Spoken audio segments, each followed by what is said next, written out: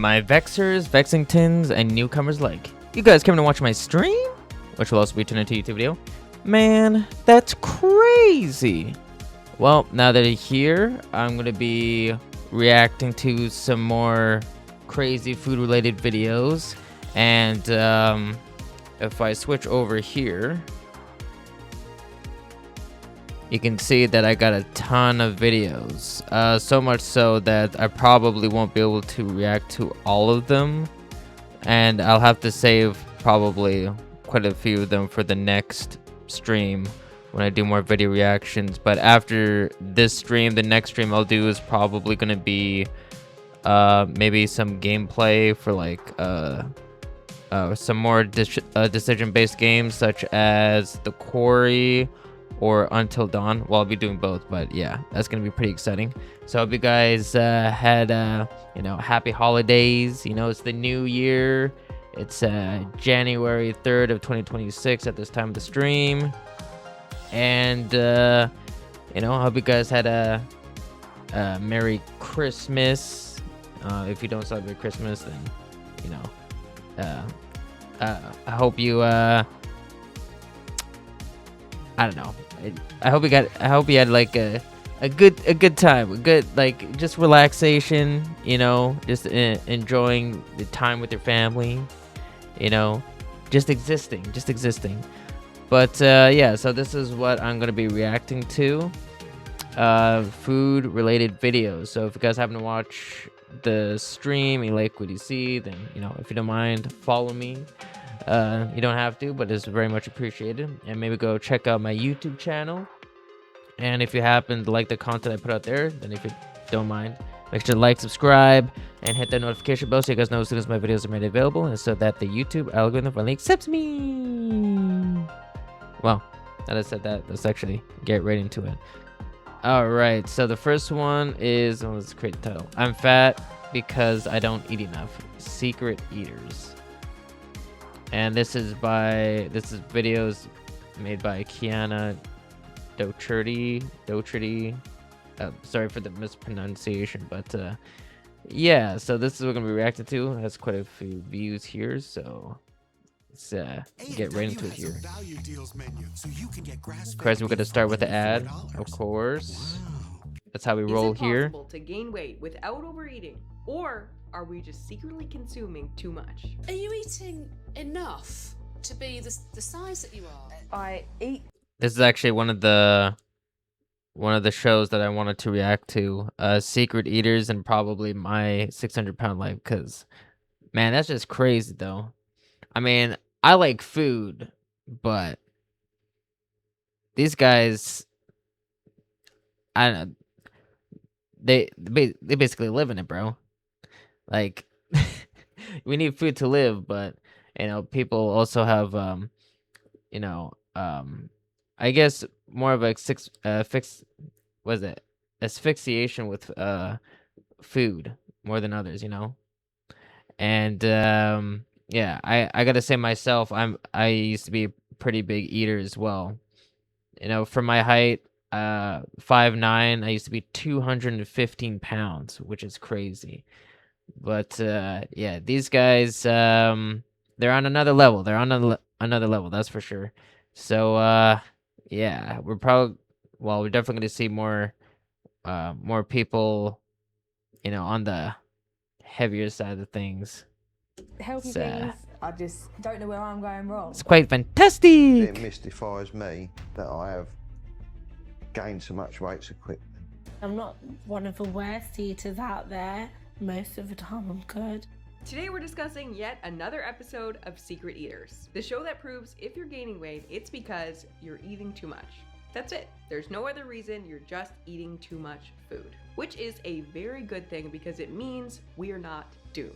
Season after season, Secret Eaters brings in people who think that they're eating super healthy or not much at all. I don't understand why I'm this big, because I don't eat. I mean, that's because they don't track their calories, so they don't know how much they're consuming, right? They say that they consume this much calories, but it's like they don't track anything, so obviously they're just guesstimating, and usually it's very much overestimating the calories that they're consuming, right? They could say like a woman could say that they're eating 1500 calories when they're actually eating like probably 2500.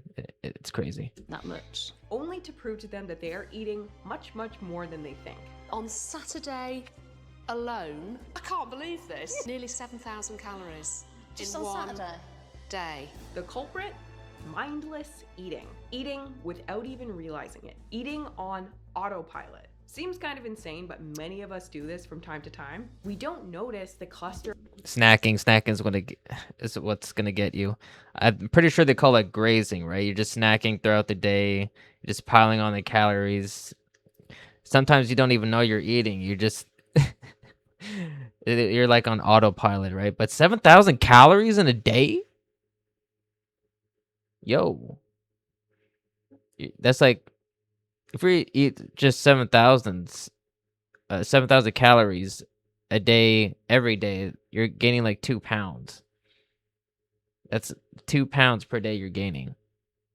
Bro, that's crazy work. From bad eating habits that we build up over time. Habits we repeat day in and day out. And then suddenly we find ourselves zoned out and munching without a second thought. And today's couple is a pretty extreme example of this. They sincerely believe they eat healthy, mostly veggies, and they think if anything, they're not eating enough.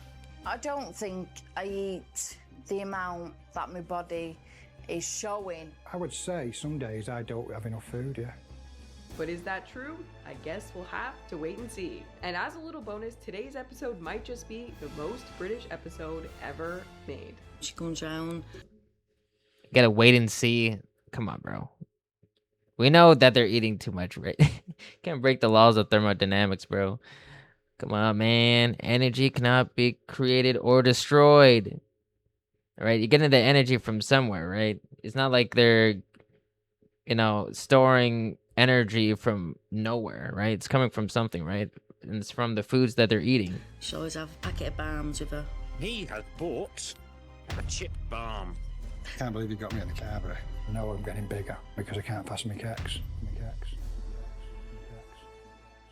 Before we get into it, this video is sponsored by me and my behavior change course, How to Change. Okay, all right. The course is, in case you're confused, they have no idea. Oh, wait, I think this is how the show works. Oh, It there we starts go. with a couple who are gaining weight. They're confused, they have no idea why or how. It's Skipped even a little bit too possible much. that they could be gaining weight. They're doing mostly everything right. So they call in this TV show to get to the bottom of it. And so the show puts up hidden cameras and follows them around with private investigators for a week to see if it's true or if they're just secretly consuming more than they think. And in the end, it turns out that, hey, they weren't really eating the 1,200 calories a day that they were claiming to eat. They were eating much, much more than that. So in today's episode Of of course. Secret Eaters, we meet a couple named Emma and Paul. They want we to know how it all ends up, young okay? children, but they seem to just keep gaining weight. However, this couple thinks they may know the reason why. Are you eating enough to be the size that you are? No, I don't think we're eating enough. Yes, this couple believes that their weight gain may be due to the fact they are not eating enough. Paul is a bus driver, so according to him, he can't eat at all until he gets home from work. And Emma is busy all day watching their children. And she's certain that she couldn't possibly be overeating either. She said Bro, he's not on the bus all day. He's coming out of the bus sometimes, like every once in a while, just to grab something to eat. Come on she now. doesn't eat her first meal until mid-afternoon and then eats practically nothing until her husband gets home. It just doesn't sound like you're eating that much. No, not really. Now, if you're watching this, you already know that there is no way that this is true. But for some reason, this really is a myth that just won't die. But the idea that you can be overweight and gaining weight because you're not eating enough is a false one. What's happening instead usually looks something more like this. What I eat on a typical day: 1, bowl of cereal. 2, simple lunch. 3, slice of pizza. Okay. 4, All right. tons and tons of snacks I absentmindedly eat and totally forget about. I'm so full, but I didn't eat much today. I wonder Well, why. a slice of A true mystery. A slice of pizza holds a lot of calories on its own. I mean, it could be hundreds of calories right there.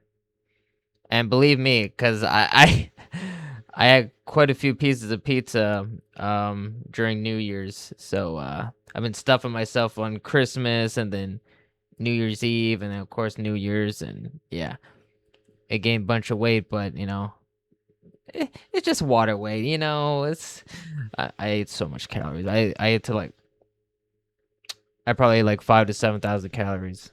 So yeah, I gained like 4 pounds. It was crazy. But now I'm dieting down a bit so I can get back to my original weight. And then I can finally go back to my regular diet. This is mindless eating. Mindless eating is when you snack or eat without really noticing. You're not thinking about it. You're just grabbing food out of habit, like reaching for chips while watching TV or nibbling on something. See, this is what I mentioned earlier. So yeah, mindless eating. Yeah, you're just kind of subconsciously just grabbing food and eating it, right? You're not even thinking about it. You're just on autopilot. While scrolling on your phone. There are really two main types of behaviors that we all have. Number one, automatic behaviors. These are like autopilot mode. They happen without much thought. You just do them. I swear, this is not pre-watched. I swear, I have not watched this video in my life. This is my first time watching it. Like brushing your teeth or unlocking your phone. And number two, thinking behaviors. These require awareness and effort, like solving a problem or deciding what to cook for dinner. Mindless eating falls into the automatic category. It's something we do without paying much attention, which is part of what makes it so difficult to stop. And that's why bringing awareness to eating habits that you want to change is really sort of the first step. The opposite of mindlessness. I tried everything. No! Pomodoro and binaural beats, but nothing stuck until I tried.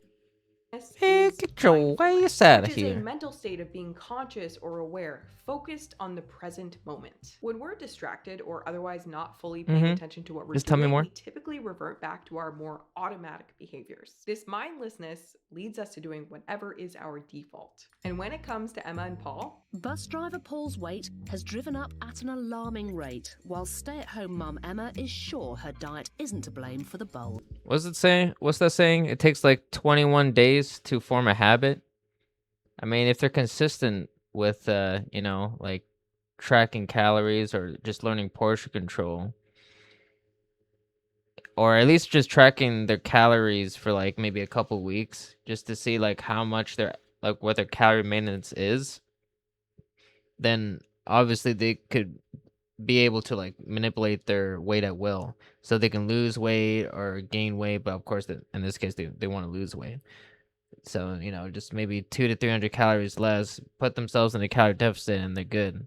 And just, you know, sustain that for long periods of time, and, you know, well, they'll be at a healthier weight. But of course, that's never really the case, huh? That's never really the Paul case. hasn't weighed himself in a while, but he's pretty sure he's gaining weight. Because I can't fasten my kicks. And when he steps on the scale, he's surprised to find that he's gained 24 pounds in just a few months. Well, darling, I'm sorry, but you're 16 stone. Ooh. And in Emma's case, she's really gained a lot in a short period of time. Okay, so like conversion, 16 stones. So 1 stone is 14 pounds, I believe. So let's say, wait, there's 16 stone. So 14 times 16, 224 pounds. Wait, how tall is this dude? He can lose that, no problem. No biggie. And it's making her very unhappy. But just a few years ago, this wasn't really the case. But since she's become a stay-at-home mom, her weight is totally out of control, according to her. And Emma really doesn't know where to go from here. She's tried diet after diet, and in her words, she's followed them to a T. Exercising. I really hope that they don't teach these like her kids or her kid this behavior, because you really don't want to pass these habits down to your kids, man. That's pretty terrible. And I'd stuck to it religiously. To the point that she says, I want some proper scientific reason why I'm not losing weight. And when Emma steps on the scale, we see that whatever she's been doing hasn't been working for her. And that's why they had to get outside help. The power of secret eaters. 19.5 stone. That's not too bad, is it? But I think we need to stop and discuss something quickly in honor of the most British episode of Secret Eaters. I think it's time we finally looked up why the heck British people weigh themselves in terms of stones. I looked it up and Britain has a very weird weighing system overall. They measure most things via the metric system, so in kilograms, but not everything. And when it comes to putting their bodies on a scale, they've chosen to use stones and pounds instead of just pounds or just kilograms. You know, the funny thing is I'm Canadian, so I'm supposed to be using the metric system. However, I use more of the imperial system, like, you know, not stone. What? Pounds. Yeah, pounds, feet. Yeah, it's great. Grams or even stones and kilograms, since they weigh most things in kilograms. I just don't get it. You guys weigh everything else in terms of kg. Why are you weighing yourselves in terms of stones and pounds? So I looked it up and this is what I found. Back in the day, I don't get it people either. would in fact weigh goods like bags of grain or livestock in terms of how many rocks they were. This went on for centuries. First, it was just a bunch of rocks that were relatively the same in size. But then a series of laws were passed in like medieval times in Britain that said a stone must be 14 pounds. And then all these special weighing rocks were made to equal exactly 14 pounds or 6.35 kilograms. Therefore, when modern British people are saying their weight in stone, yes, they are actually saying how many rocks their bodies are. So yeah.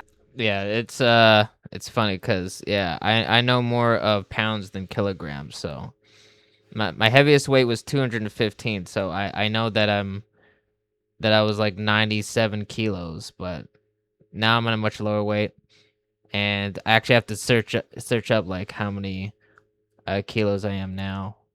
I don't know, but I'll search it probably off stream. But yeah, but I am 142 pounds, which is pretty lean for me, I guess. Or I guess that's a pretty healthy weight for me because I'm 5'9". But anyways, I digress. Emma weighs in at 19.5 rocks, which is nearly 275 pounds or 124 kg, and she is completely baffled. But what could be going on here? Right. So in order to get to the bottom of this mystery, they've called in Anna Richardson and the Secret Eaters team. They both think they're not eating enough. So what exactly are they eating? Will you give us an hour, get used to him, please? In their food diaries, Paul recorded eating about 2,000 calories a day, and Emma recorded eating about 1,300. And anytime I watch an episode of Secret Eaters and they're eating like 1,300 calories a day, I know we're in for a ride, because if you have struggled with your weight like I do, and you've tried to eat around 1,300 calories, you know that's kind of hard. It's unlikely that if you were overweight or obese that you would accidentally be eating that many calories, just be. Okay, yeah. 1,300 calories is pretty aggressive. I think even for women, that's pretty aggressive. Cause what, like how much, like I think like an infant or a toddler eats like maybe 1,000, just over 1,000 calories. So that's, yeah, that's pretty steep. That's pretty steep. I would only think like when it comes to eating 1,300 calories, that would be for like bodybuilding competitions. So, you know, get stage lean. Like, I think what the leanest for a woman is like that they can possibly get essential fat wise is 10 to 13%, and then for men it's 3. So yeah, you got to get pretty lean, and you have to consume very little calories too. A lot of cardio. It's very intense. From experience, it's not that easy to do. And it can be deadly too. And even Paul doesn't believe that Emma's eating only 1,300 calories. He makes a few comments on the show that suggest that he thinks she might be eating a little bit more than she thinks. She was a size 16 when I first met her. It does seem a little bit strange to me that she's put so much on. But is she eating when I'm not here? We don't know that, do we? But what Paul doesn't realize is that she is not the only one who's lying to themselves about how much they're eating. When the show follows them, they find some slight discrepancies between their totals and reality. Starting with Paul. According to Paul, his diet is made up of mostly fruits and vegetables, and he loves them. Now, Paul, I want you to tell me. Bro, when I see this, like, because I used to be on the bigger side, right? I was 215 or 97 kilos. Yeah, it's like seeing this, like, when you're that big, it's a lower quality of life for sure, man. It's just hard to do anything when you're, you know, when you're bigger than you're supposed to be, like, you know, depending on, you know, your height, of course, right? Height, age, and all that, all those factors. But it's like, yeah, I look at this and I'm just like, man, that used to be me. And it's like, I can't go back to that. So sometimes I have to watch these videos just to remind me of where it was and now where I'm at. So How much you love vegetables? Fruit, oranges, apples, bananas, eat all that. All the stuff, all the proper stuff that you need. I absolutely love fruit and veg. And technically, the very first meal that the cameras catch the couple eating is vegetable-based. And it's funny, as Paul is preparing his meal, he remarks that he's eaten so little recently. And what's that he's eating? A cheese-stuffed jacket potato. Bust out your secret eaters What's bingo, that on the because top we there? already have a jacket potato, aka apparently the most iconic British meal of all time. Hard to tell Oh. exactly what's on that jacket potato, but Paul clearly has You got a ton cheese. of cheese, some Yep. onions. I think that's a tuna salad right there. Yeah, which it is looks like tuna. plus mayo usually. I know, because I eat tuna every day. So yeah, I like me some of that tuna. I mean, it's super cheap. And for like one can, it's like almost 30 grams, right? Because it usually goes by like 0.5 serving, but the whole can is like, around 20 to 30 grams protein. It's good stuff. Good stuff. And I mean, I don't think this is particularly unhealthy or anything, but it's probably way more calories than he thinks it is. If you were a man aiming to eat around 2,000 calories a day and you had 3 square meals with no snacks in between, each meal would have to come in around 650 calories. A large potato like this is something like 267 calories for 400 grams. Then you have at least 30 grams of cheese here. That's 121 calories. Then let's say half a can of tuna, 60 calories. It's hard to say how much mayo in there, but we'll say 2.5 tablespoons at 235 calories. So this meal, just eyeballing it conservatively, is a minimum of 690 calories. That's a which pretty means hefty that amount. Unless Paul's other meals were really, Oh my- really small and he had oh no my. snacks in between, he's already off target for the 2,000 calories that he said he consumes. And considering the fact that the camera showed Paul slipping a chocolate bar into his back pocket at the grocery store Okay, later buddy. on, which is usually Come around on 200 now. to 250 calories, we already have a bit of evidence to indicate that Paul is eating more than he thinks. As the surveillance cameras and private investigators continue watching Paul, they find even more discrepancies. Paul claims that for like He really thought it'd be so easy to sneak food, like once he's out of the house, because of course they set up cameras around the house, surveying them 24/7. But they really thought they could just leave the house and it'd be that easy to sneak food. No, they got private investigators on this, man.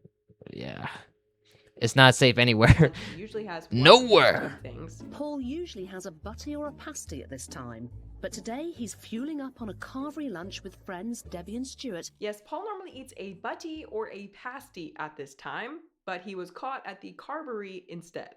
And if none of those words made any sense to you, What they same. do in the morning And I then? looked them up, and apparently a butty is just a sandwich made with butter and other ingredients. A pasty is like a little, I think it's like Fry? a handheld meat pie. And as far as I can tell, a carvery is like an all-you-can-eat roast beef dinner. So Honestly, that actually looks phenomenal and is actually making me hungry right now. Look at the meat. Oh my, damn. this man purely eats the most British-sounding food anyone could possibly find. So I'm writing an essay on cats. Cats in art history. I'm an art history Yeah, really? major. Okay, well, and that's amazing. Okay, get out of here. All right. And at the carvery, the cameras catch Paul loading up on some other British delights. There they find him piling his plate high with quote-unquote Yorkshire pud, meats, vegetables, and 11 I mean, at least he's getting his protein intake in, but damn, you're just filling it with a lot of carbs, though. roasted potatoes. Actually, never mind, he goes back after a few minutes That's and what ends gets up you. with 16 potatoes in total. At some point, the show says that in the potatoes and oil that the potatoes were cooked in alone, it was like 2,000 calories or something. Nani deska? Number of calories as you'd find 16? in this sticky cake. All of it. All of it.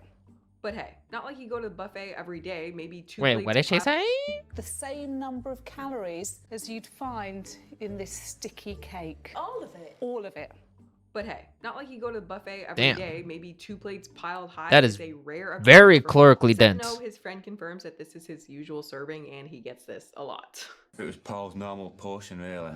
Okay. It was a heaped plate. It wasn't, it wasn't No, it was big. And then afterwards, he went back for some more roast. Anyway, according to Paul, he has no It's time not safe at all anywhere. to eat during the day. But after the carvery, he actually had time to stop off at home and get another chocolate bar. And then also had time mid-shift to stop off at the Chippy. And he has bought a chip bomb. Why are you playing yourself like this, man? Come on now. You're on a TV show. You know this. Like, of course they're gonna survey you whether you're at home or not. Come on, man. Even your even your own relatives are against you, bro. Come on, look at this. What is this sauce? Ew. In a bun. So this is a sandwich of French fries and what appears to be quite a bit of butter between two buns. Yet another extremely British food. Honestly, that kind of looks like pretty binge-worthy food right there. Could probably like watch an entire series of like Stranger Things and eat that. Damn. I'd become a chunky monkey in no time. How many words does this country have for sandwich? Wouldn't this show be so good if they did it around the world? Imagine like Secret Eaters India. And that's not all for Paul. When he finally arrives home from work, he grabs 2 cracker and cheese sandwiches, another chocolate bar, and a little bag of potato chips. Now, in reality, that day he technically ate 3 meals and some snacks, unless you count the second plate of carvery as another meal, which we probably should. Snack and get to every time.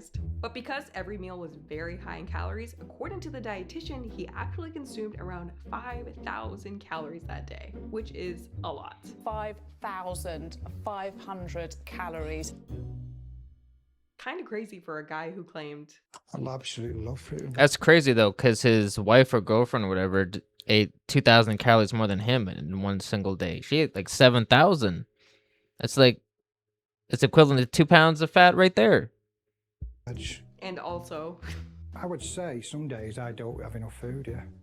clearly each day Paul is eating much more than he thinks he is. Partially because he doesn't really know how many calories are in what he's eating, but also because he's clearly giving very little consideration to what he's actually consuming. He's sort of just putting the easiest meal he can find in his mouth with little to no thought about how it might impact his health. And he's also doing a ton of his eating in a distracted state. He ate 2 out of 3 of those chocolate bars on the run, which makes it really easy to completely forget about them, even though they probably would have equaled something like 750 calories for all 3. Mindless eating. 4 Mindless eating. cutlets with cheese, a potato with cheese, crackers with cheese. Common denominator here, well, first off, cheese. Turns out Paul was eating 900 calories a day in just cheese. Over the course of a week, same number of calories. Is this making anyone else hungry? All the cheese, the meats, you know, just the protein sources? Bro. Man, you're making me starve over here. As the 74 chocolate biscuits. Just on your cheese. But sorry, also, the other common denominator that I wanted to mention was that all the food that Paul makes is extremely quick and easy. Paul seems to be eating just kind of whatever's easiest when he gets home from work and doesn't seem to really be thinking about what exactly it is he's consuming. Yep, he's making that's how it goes. Good and is super convenient to him. He clearly does like vegetables, as evidenced by his plate. I mean, that's literally why fast food exists. Candies, junk foods, it's just convenient. And that's the convenience is key. At the carvery, but vegetables take a little bit more prep and a little bit more work that he hasn't done. So when the show shows him the food that he's consumed over the week, his table is all brown and beige foods. There's no color in there because there's no... I mean, I guess, like, probably he's, like, hungry, but then you also have to factor in the mindless eating as well. And also the foods that he's eating is not exactly, like, nutrient dense. Like, he's getting of course, the protein in it, but of course not getting any, like, micronutrients, like the, you know, vitamins and all of that, too. So, yeah. Fruits and vegetables because they tend not to be the easiest. I think that's a big issue that a lot of people run into. Healthy eating tends to come with some like planning and preparing, which is the opposite of mindless eating because it requires a bit of planning and forethought and shopping, and you got to make sure everything is like fresh and then doesn't go bad. The answer is food prep. The answer is food prep. You just, you know, find meals, like just figure out like some meals that you can like, you know, alternate, like in different days, right? You eat one meal and then maybe, or you find like 3 meals per day, then you find another for the other days, right? And you just switch, right? But basically the same meals that you're just switching over, right? And then you just prepare in advance, right? So the next day you can just heat it up, eat it, and then, you know, you're good. You don't have to think about eating, right? Because it's already prepped and ready to go. You have to coordinate all these things in order to eat healthy. And once he realizes that his table is all beige, he's really shocked, and he doesn't recall eating that way. He totally thought he was a healthy eater. Yeah, because like once you find like foods that you enjoy eating, right? You just track it, you know, learn portion control, right? Like you like actually weigh out your foods, you track everything, right? You find the meals that you enjoy eating, right? And just find like, you know, maybe 6 to 9 meals that you know, like your favorite meals, something that you can eat on a daily basis, and then, you know, just alternate, you know, within the week, and just, you know, food prep in advance, and you don't really have to think about it. After you do it for a while, it's just like second nature. I didn't think about it that way. So for Paul, not only was he mindless eating in the traditional sense in that he didn't really know what he was consuming, but he also wasn't giving enough thought or consideration to his meals. Two kind of different types of mindless eating. Are you aware of just how much you're eating? Well, I don't think I do I? Because that's just made me think that. So Paul admits that he was in fact a secret eater. But what about Emma? Is her weight gain a mystery, or is Emma also a mindless eater? Emma had also been to the carvery with her husband that day, but the cameras caught her eating only 4 potatoes. So no mindless eating there. Then after eating her lunch, it's a full 9 hours before Emma gets her next meal. A big plate of tuna pasta piled high with a side of mayo. The show claims the portion is in total 933 calories. So even though Emma went so long between her first I guess technically speaking, he only gets that amount of protein when he's at the, what was it called? Carvery? Which I guess it's basically just like a buffet, really. But besides that, I guess like any other time that he's eating throughout the day, like his regular meals doesn't have that much protein source. So, you know, they're always hungry. Always hungry, always wanting to eat more. First meal and her second, with a buffet lunch and a That's why they're grazing throughout the day. Emma is definitely already over the 1,300 calories that she reported eating on average for the day. But honestly, what she's consumed so far really isn't the issue for Emma. The real issue is her nighttime snacking routine. Emma has a habit of staring off into the fridge or cupboards, in this instance leading her to consume 2 chocolate bars. Okay, staring off into the fridge actually used to be a full-blown hobby of mine, so much so that I actually had to break that habit, and I think that's true for a lot of people. It's the food. I think for me, it's watching videos like these, especially when I'm like dieting down. Like I think when you get to a certain point, when you're like at a certain body fat percentage, like if you're very lean, you just sometimes just think about food all the time, and then you're always watching videos like people like doing like mukbangs and all that, food challenges, and you're just watching them eat because you know you can't eat that food. The things you gotta do for vanity, right? Equivalent of checking your Instagram or your email like repetitively and mindlessly looking for who knows what in there. And it happens for the simple reason that there's food in the fridge and food makes us feel good. And so we turn to it when we need a little pick me up, and then eventually this behavior becomes a habit. It's the same thing that happens with pigeons and lab rats when you train them to push buttons to get food. Eventually they will just come over and push the little button at random, hoping to get a little treat when they're bored. And humans are the exact same. We start to learn that boredom equals cue to eat. In this case, Emma's cupboard grazing habit also results in her going back for an entire second plate of dinner. Yeah, I mean that's fact. I mean, I used to be a chunky monkey, so yeah. Did a lot of grazing, mindless eating, of course, and staring at the fridge a lot.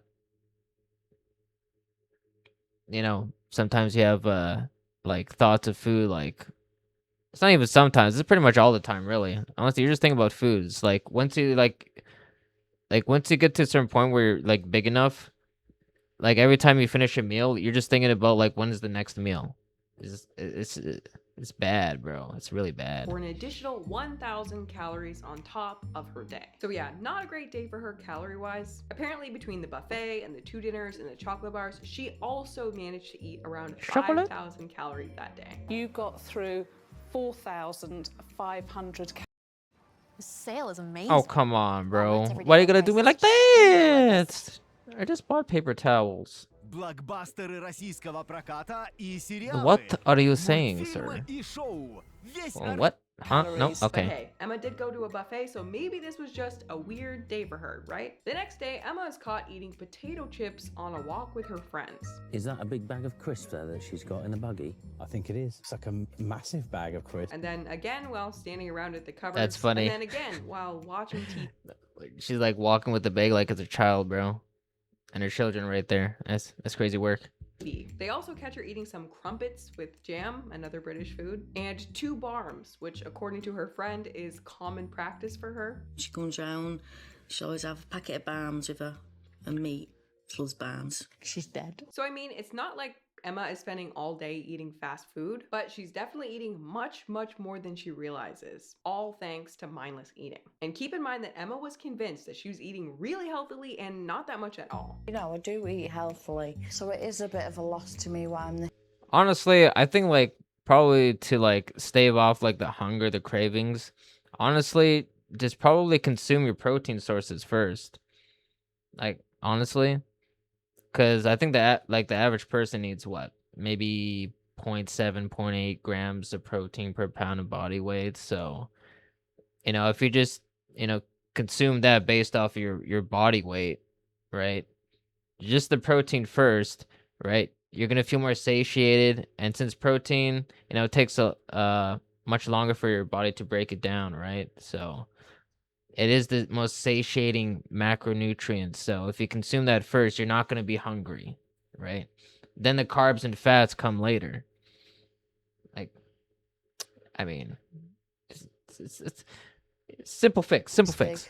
I don't eat massive amounts. I want some proper scientific reason why I'm not losing weight. Meanwhile, she was actually eating chips while walking, and that was the closest she came to eating a vegetable. I've seen people that are 6 and eat raw. That's why carnivore diets work, because it's really difficult to eat 2,000 calories of like just nothing but meats. Like, just like eating half of that, you're gonna be hungry now, or you're gonna be satiated. You're gonna be full and not want to eat, right? You're not gonna be starving. Rubbish. And look, well, why ain't they putting weight on like we are? Maybe they're more active than us, I don't know. No, I don't think we're eating enough. Imagine eating a full bag of Doritos while walking and then calling the Secret Eaters team and being like, I don't think I'm eating enough. I think this episode is a perfect example of just how mindless we can be when it comes to our food. And But as I said before, and I said again, I've been in that place before. I've been on the big side, the skinny side, and in between. Okay, so I know how it is. I'm not certified or anything. I don't have a master's degree or, you know, a doctorate degree or anything like that. But I do have experience, so that's what I'm basing it off of. Okay, experience. how much we're eating. If anyone in your life ever says, I'm gaining Experience weight, matters. I'm not eating enough, please refer them to this show.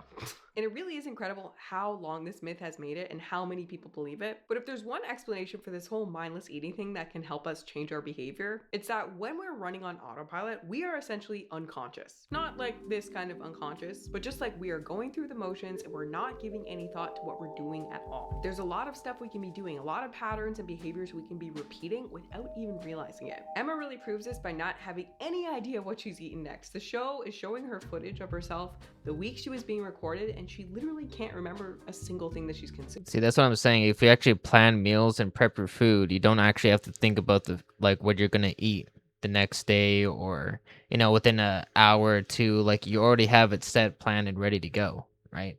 That's why it's easier than, if you really think about it, it's easier than going to a convenience store or going to fast food, because the food is literally right there, right? It's already set, ready to go in the fridge or in the pantry, whatever, right? Ready to eat. You just got to heat it up, eat, you're good to go, you know, and then you don't have to think about it, right? But, yeah, I mean, unfortunately, people don't use the mystical arts of Google Aid to search up things like that, so, you know, yeah. Do we have more? And this is what happens. That, you seem genuinely surprised how often you were eating. How often I just go in the fridge and look what's there, and But that's kind of how mindless behavior works. That's exactly how it works. Think about when you brush your teeth. You're really not thinking about what you're doing. You're not focused on it. It's just a habit. You brush your teeth thousands of times before. That's what I'm saying. Build habits, you know, good habits, right? Then it's just like pretty much like breathing, right? Like, come on now. What did I say again? It was wait, it takes like what, 21 days to build up a habit? Could be longer, more or less, but if you stick to it, if you're consistent with it, eventually it just becomes second nature, as I mentioned before. Hopefully. And so after so many years and so many repetitions, it's become automatic. It's mindless now. The same thing can happen with nearly any behavior, even and especially eating. You build up certain eating behaviors over time, such as checking the cupboards, and then these eating habits become mindless. In Emma and Paul's case, another factor that makes mindless eating much more likely is the fact that they seem to eat almost all of their meals in front of the TV. And let's take a look at the look on Emma's face. That is clearly some zoned out. I mean, that's fair. I mean, it's not the same, just like, because if you're not like watching something, or, you know, like staring off in the distance looking at something else that's, you know, entertaining, I guess, while eating, like if you're just sitting down and focusing on eating, right? While you're focusing on eating, you're focusing on what's in front of you, right? So you're actually more mindful of what you're consuming, right? But if you're like watching a movie, TV show, or, you know, or even like reading a book, you're distracted, right? Next thing you know, you're going to the fridge and you're basically just eating the entire fridge, whatever's in the fridge. Next thing you know, you put down the book, or, you know, turn off the TV, and it's like, oh, what happened? All this food that I had that I just bought like 2 days ago is now gone. Like, what could have ever happened? It's totally not in my stomach. Mindless eating behavior. They call right me there. the human All carburetor. two. And in this case, feeling bored is likely acting as a cue, triggering them to snack. Their brains feel bored, their hands are empty, and before they know it, they've wandered off for a snack. No, that's literally what happens. Like, when I didn't like care about like what I was eating, like on like New Year's or Christmas, like, you know, had the TV was on the whole time. We're just watching movies and stuff, and I'm just eating, right? I'm not even thinking about like what's going on. I'm just looking at, you know, whatever I'm watching, and I'm just eating, or, you know, drinking, and next thing you know, like once the movie's over, I'm sitting there. It's like, oh, like I got bags of chips, that, you know, completely empty, a couple plates just, you know, laying there right in front of me, and it's like, damn, what did I do? And, you know, it's always good in the moment, but afterwards you're just like, man, I regret it, right? You definitely regret it, because all those calories I consume, it takes days to come off, sometimes more. Yeah. I'm not hungry. I know what it's boredom. I know it.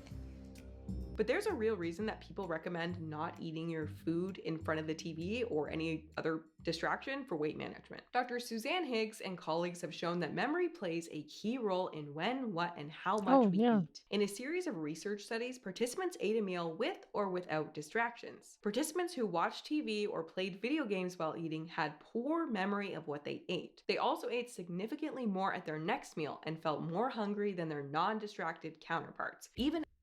I know. I think it'd be more difficult to eat so much while playing video games, because you need to have both your hands like on the controller or on the keyboard, right?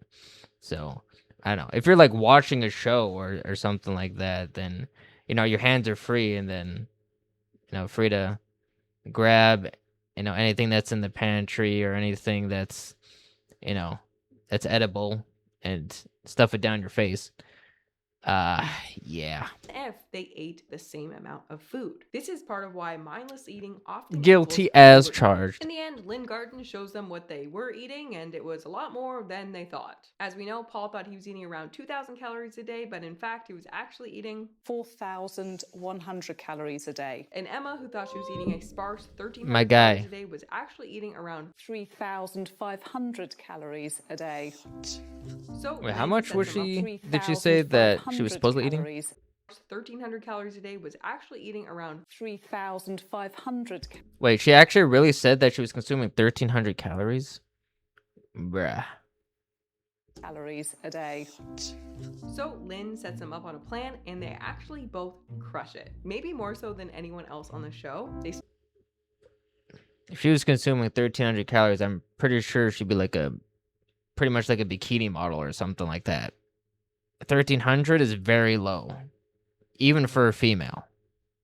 Stick to their plan, and they both lose weight successfully. Mystery solved. And you can actually tell they're feeling amazing about it, just their whole vibe. They're so energetic, excited about the changes that they made. Portions are definitely smaller and definitely helping and definitely not hungry. No chocolate, no crisps, no biscuits. And Paul's shirt doesn't even fit him. You can really tell that he's lost weight. I got myself a small carvery plate and guess how many spuds I had? 3.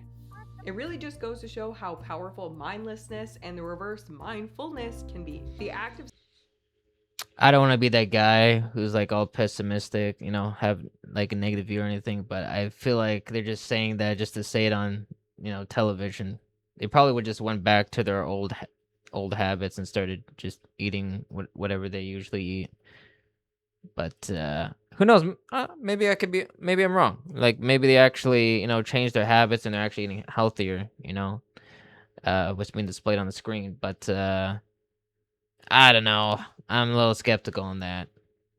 simply paying attention is one of the most effective tools for changing your behavior. In fact, mindfulness is a core part of my behavior change course, How to Change. If you want to learn to break your most stubborn bad eating habits, click the link and check it out to join me in the course. Thank you guys so much for watching, and I'll see you in the next one. As I said, I could be completely wrong, you know. Maybe they actually changed their ways, you know. Start being a good influence on their kid, you know, when it comes to actually eating healthier, right? And teaching their kid good habits, you know, like actually how to, like what proper foods to eat and all that good stuff. But anyways, that's the end of that video there. So it's yeah, remove this one. And then when eating is your full-time job. There's a lot of crazy videos in here. The rise of child obesity. That is a crazy one. We'll come to that one eventually, but we're just gonna go from the top, work our way to the bottom. And as I mentioned before, I'm probably not gonna watch all of these videos in one stream. I might save some for the next stream, but yeah, there's plenty of content here to view. That's for sure. When eating is your full-time job. Bro, maybe in another life. Oh my god. We live in a world now where eating food on camera is a Oh, I think we saw that girl in the last video reaction stream. literal job for people. It's a career path for people. Hey yo, I'm about to eat 4 poutine all by myself. Let's get it, baby. Poutine. But of course, this Oh little my eating gosh. show economy, this little mukbang economy, has some major Poutine is so good. It's so simple, but it's so good, bro. issues. Mukbang is a social media trend that has caught fire. Eating a large amount of food on camera, it's become a lucrative way for content creators to rack up followers, ads, and brand deals. But it all comes at a price. Han Xiaoting died while doing an extreme mukbang True, challenge, true. which involved eating for more than 10 hours nonstop every day.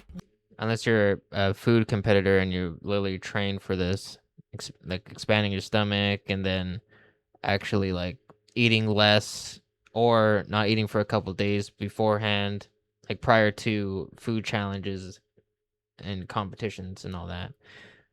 And basically they don't eat for like days because they're eating like tens of thousands of calories, right? But these are pretty much just regular people though eating, so it could have negative consequences since they don't have the supposed training for these types of things. Yum, yum. Can you say yum? I don't know what to do. I'm almost out of time, and I don't want Yo.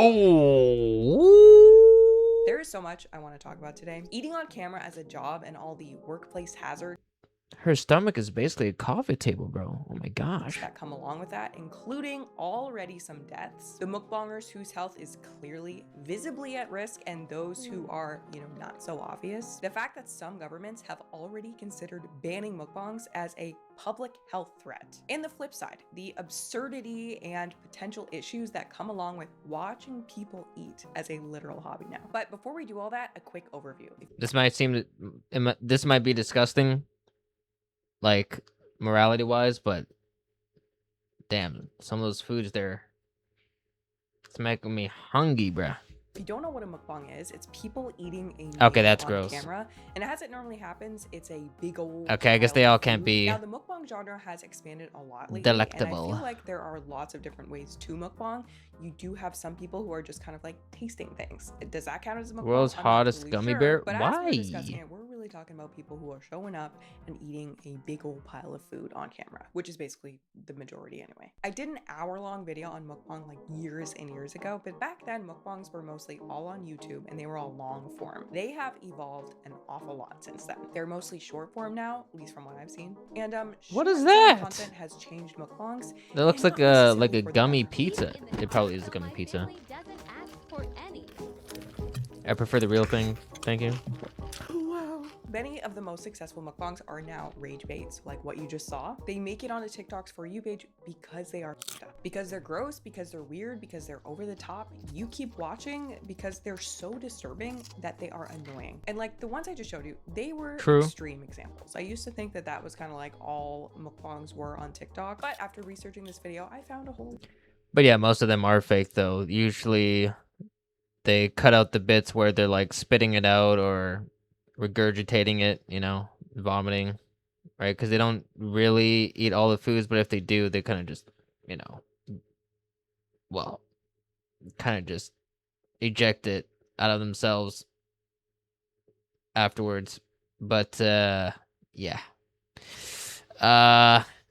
it's pretty gnarly. Little world that I Who says that anymore? You're gonna want to make sure you're sitting down for this one, and if you don't have a chair to sit in, I'm bringing it good back. luck, It's since gnarly. This video is sponsored by FlexiSpot. So up until recently, I was sitting and working in the worst possible chair you find at your grandma. Out with this, you got a chair Good that's animal? a good amount of your day for you. It has a support is also designed different.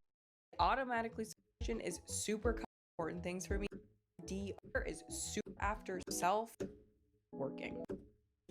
Independent and raging world of TikTok All right. mukbangs. For example, this girl. She is getting millions of views per video, 2.8 million followers on TikTok. Wow, that's seasoning. Damn! Okay, I'm gonna stop there. And I'm not sure that she is rage baiting intentionally, but something about her content makes me want to throw myself through a wall. Maybe some of you guys have the same experience. Yeah, see, maybe it's this, maybe it's the sauce, maybe it's the size of the bites. Honestly, I probably wouldn't even be able to make like a food challenge type of video, because I'll just look at the food and then probably eat all of it before I even set up the camera and everything. I'd be too focused on the food.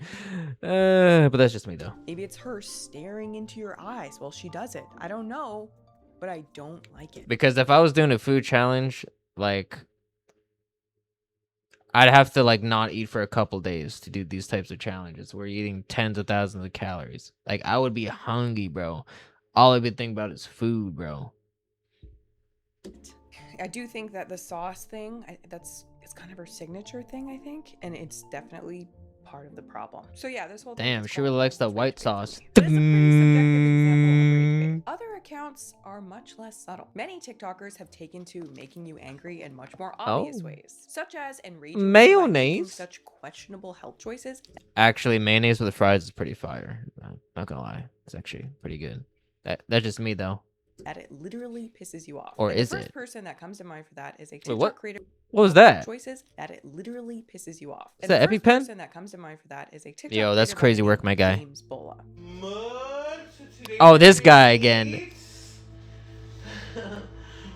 This guy's so hyperbolic. 5, 6, 7, 8, 9, 10, 11, 12, 13, 14, 15, 16, 17, 18, 19, 21, 22, 23, 24, 25, 26, 27, Oh. 28, 29, Oh. 30, 31, 32, Oh. 33, 34, 35, Oh. 36, 37, 38, 39, 40, 41, 42, 43, 44, 45, 46, 47, 48. Does he really have to count all of that? I think we believe you, dude. We believe you. Okay. 49, 50, 50 maruchanas. James has almost 500k followers and is succeeding on TikTok.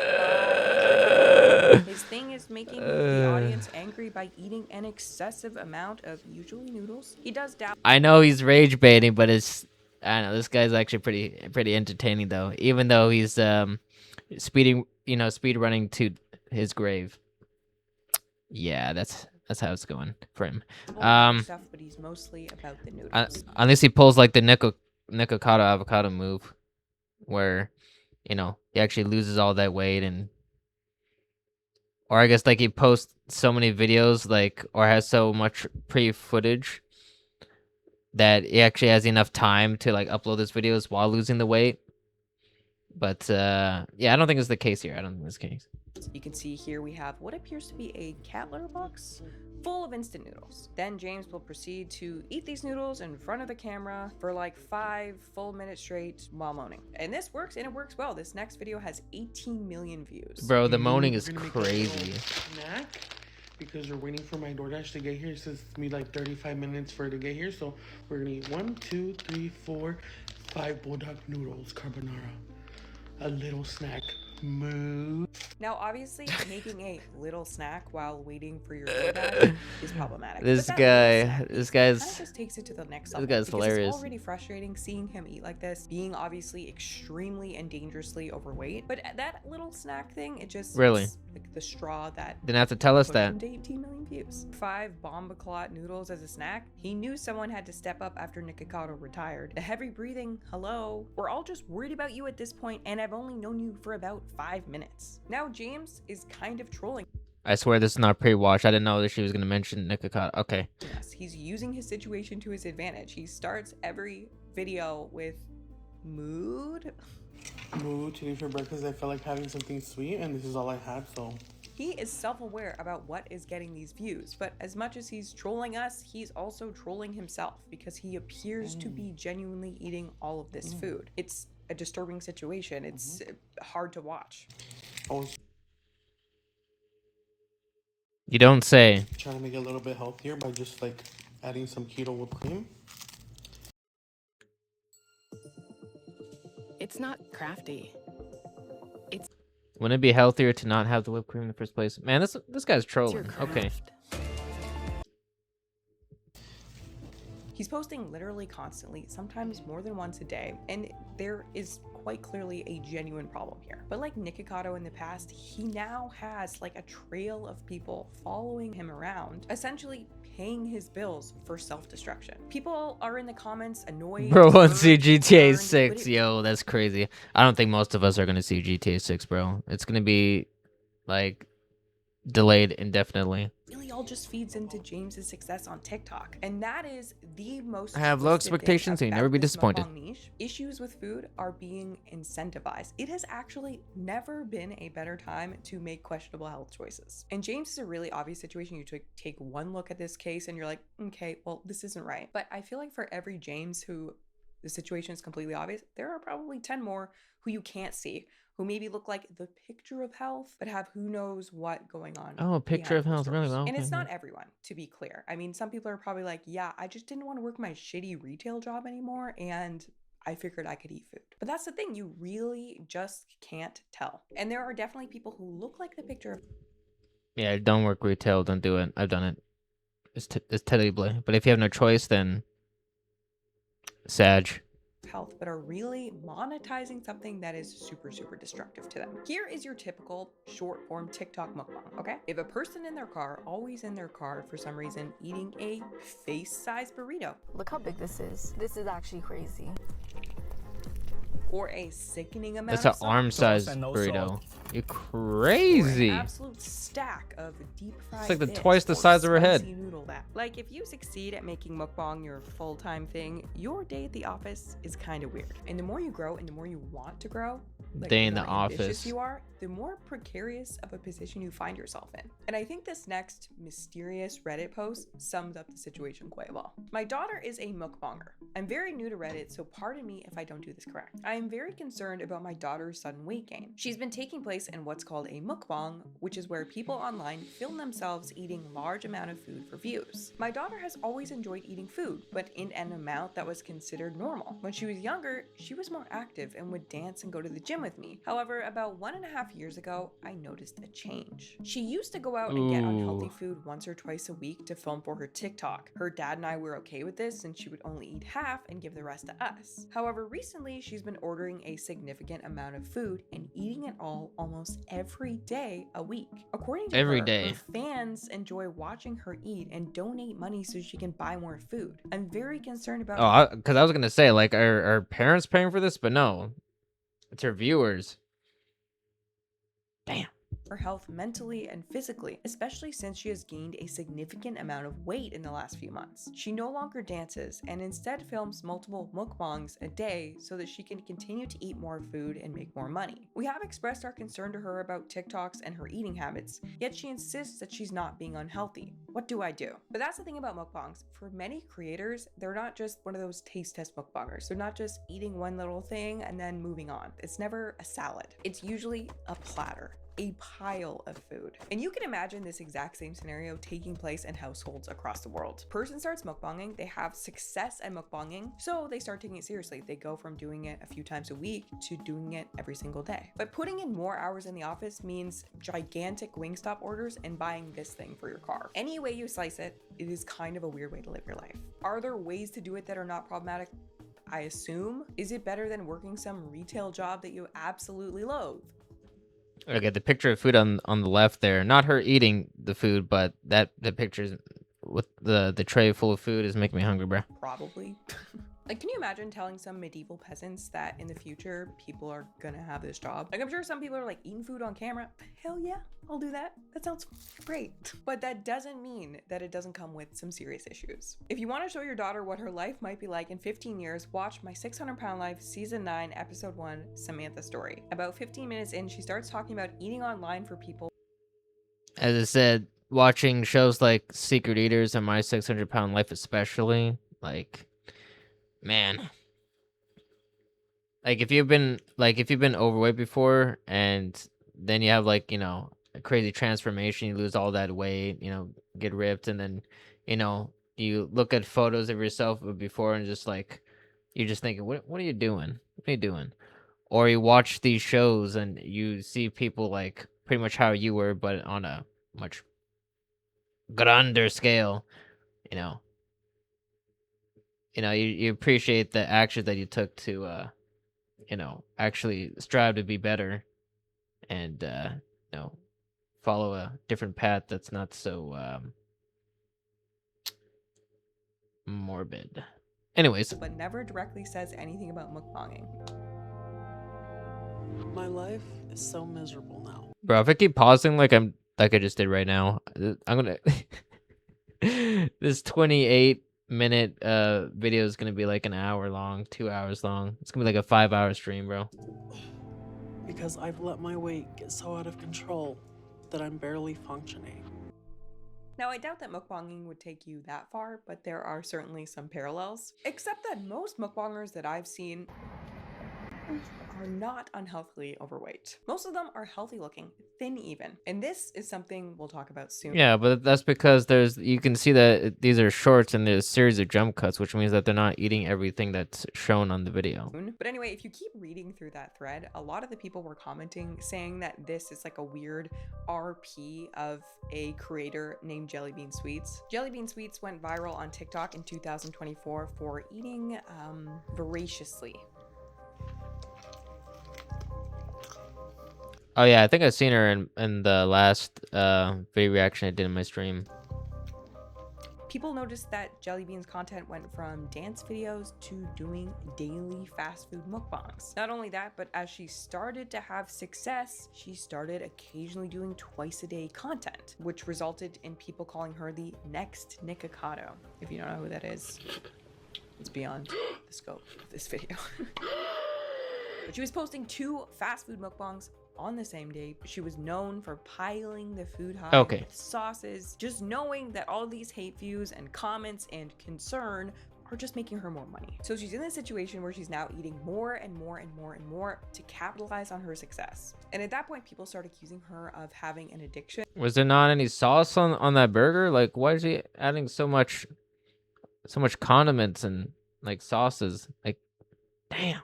Jelly Bean at that point seemed to be visibly gaining a bit of weight. All the comments were people suddenly worried that she was actually headed toward a Samantha's Story-esque outcome. However, it's been like a year and Jelly Bean turned out just fine. She clearly did not have an addiction. She was just making content.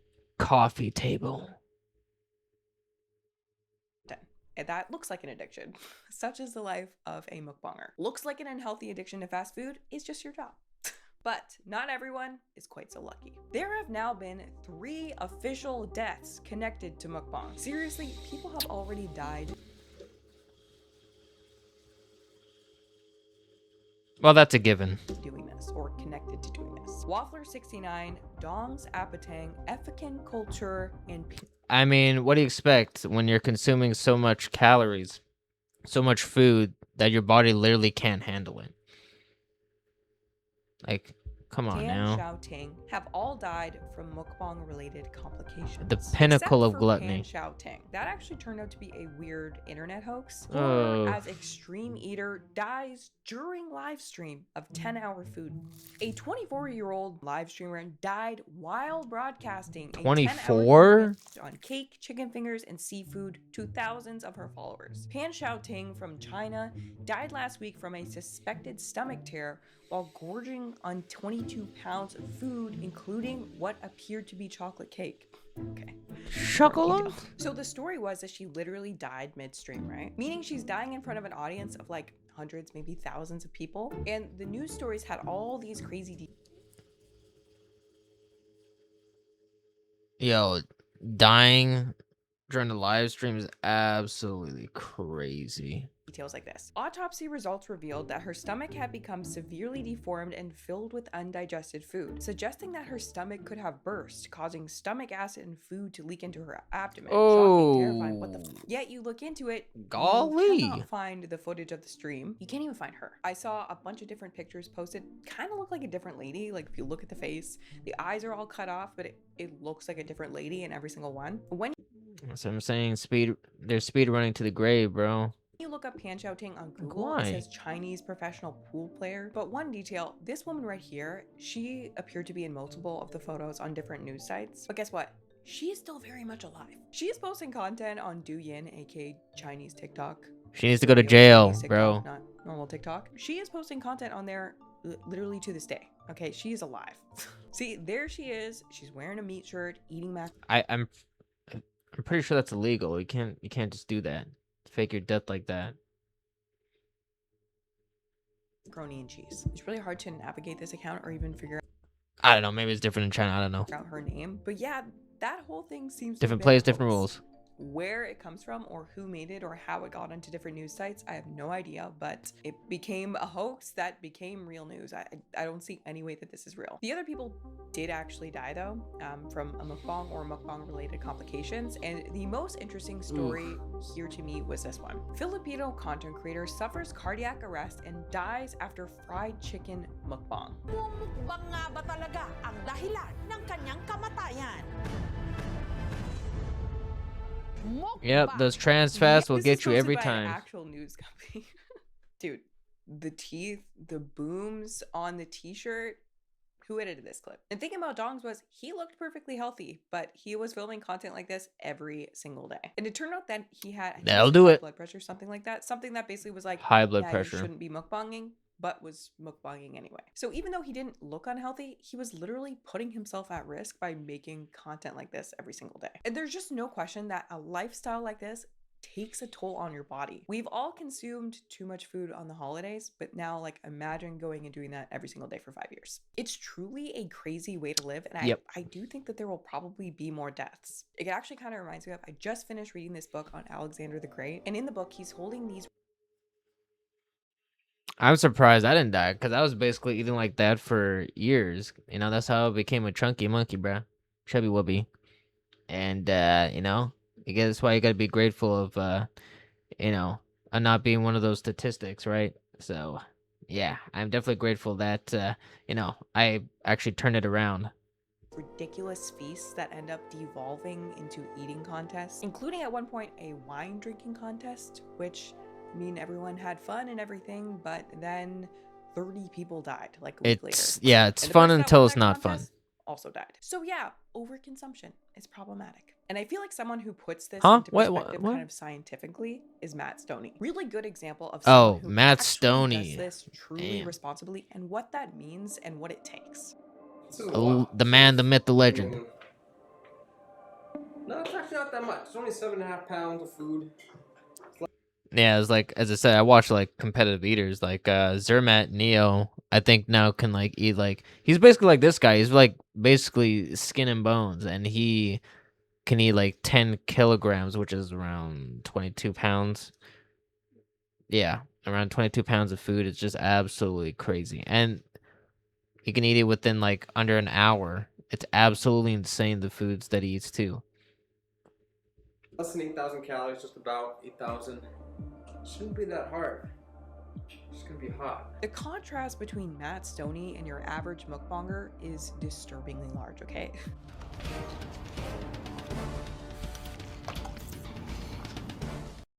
If you struggle with focus, this Come on, sound man. It was might just getting change good. Matt Stoney is a professional competitive eater, and he acts like a professional. And in order to be a competitive eater, he literally trains for it like any other sport. You know, I'm doing my cardio, I'm doing my weights. I'm no Superman or anything, you know. It's a pretty normal diet, especially around contest time. You know, I'm cutting back, I'm eating pretty minimal between my practices and whatnot. But you know, in the off season, I'm just a normal guy, just eating normal food. He literally has to keep himself in good physical shape in order to do his job properly, even though that job is eating a lot of food. And even beyond that, he actually trains to be able to fit all that Damn, imagine if he was swinging the other way. Golly! food into his stomach. He doesn't show up to the plate and just go. He literally trains himself up. Like he is preparing his stomach for the food he's about to eat. And from looking around, Bro, why did I just say that? Now I got the image of it. Oh my. I learned that there is a whole science to it for competitive eaters. There's an art to getting the food down quickly. Your stomach expands and actually does push all of your organs out of the way. This right here, that's 50 hot dogs. You can see what I mean. You gotta train for this shit. You can't just show up and stuff a whole clown car full of food down your throat. So yeah, on one side you have. Oh yeah, it's like that one guy. He's like the #1 like professional food eater, like food competitor. He ate like what 69 hot dogs in that one competition there. Great number, by the way. Damn, the amount that your like stomach expands is crazy. Like the human body is truly incredible.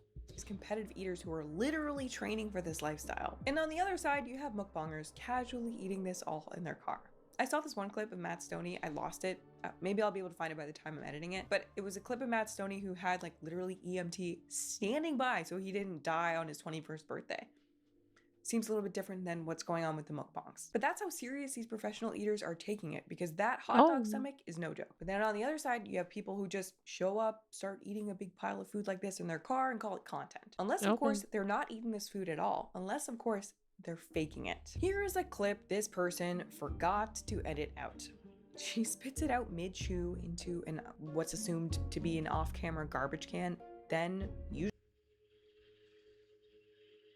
When you're right, you're right. You know what I'm saying? usually would just cut this clip out after. Come on now. The jig is up. So y'all mean to tell me we've been getting bamboozled all this time? Y'all been putting all this food in our faces, making us hungry, and y'all really spitting the food out? Wait a minute. You don't have like an editor or something to actually like go through the footage and, you know, clip out the parts that you want to.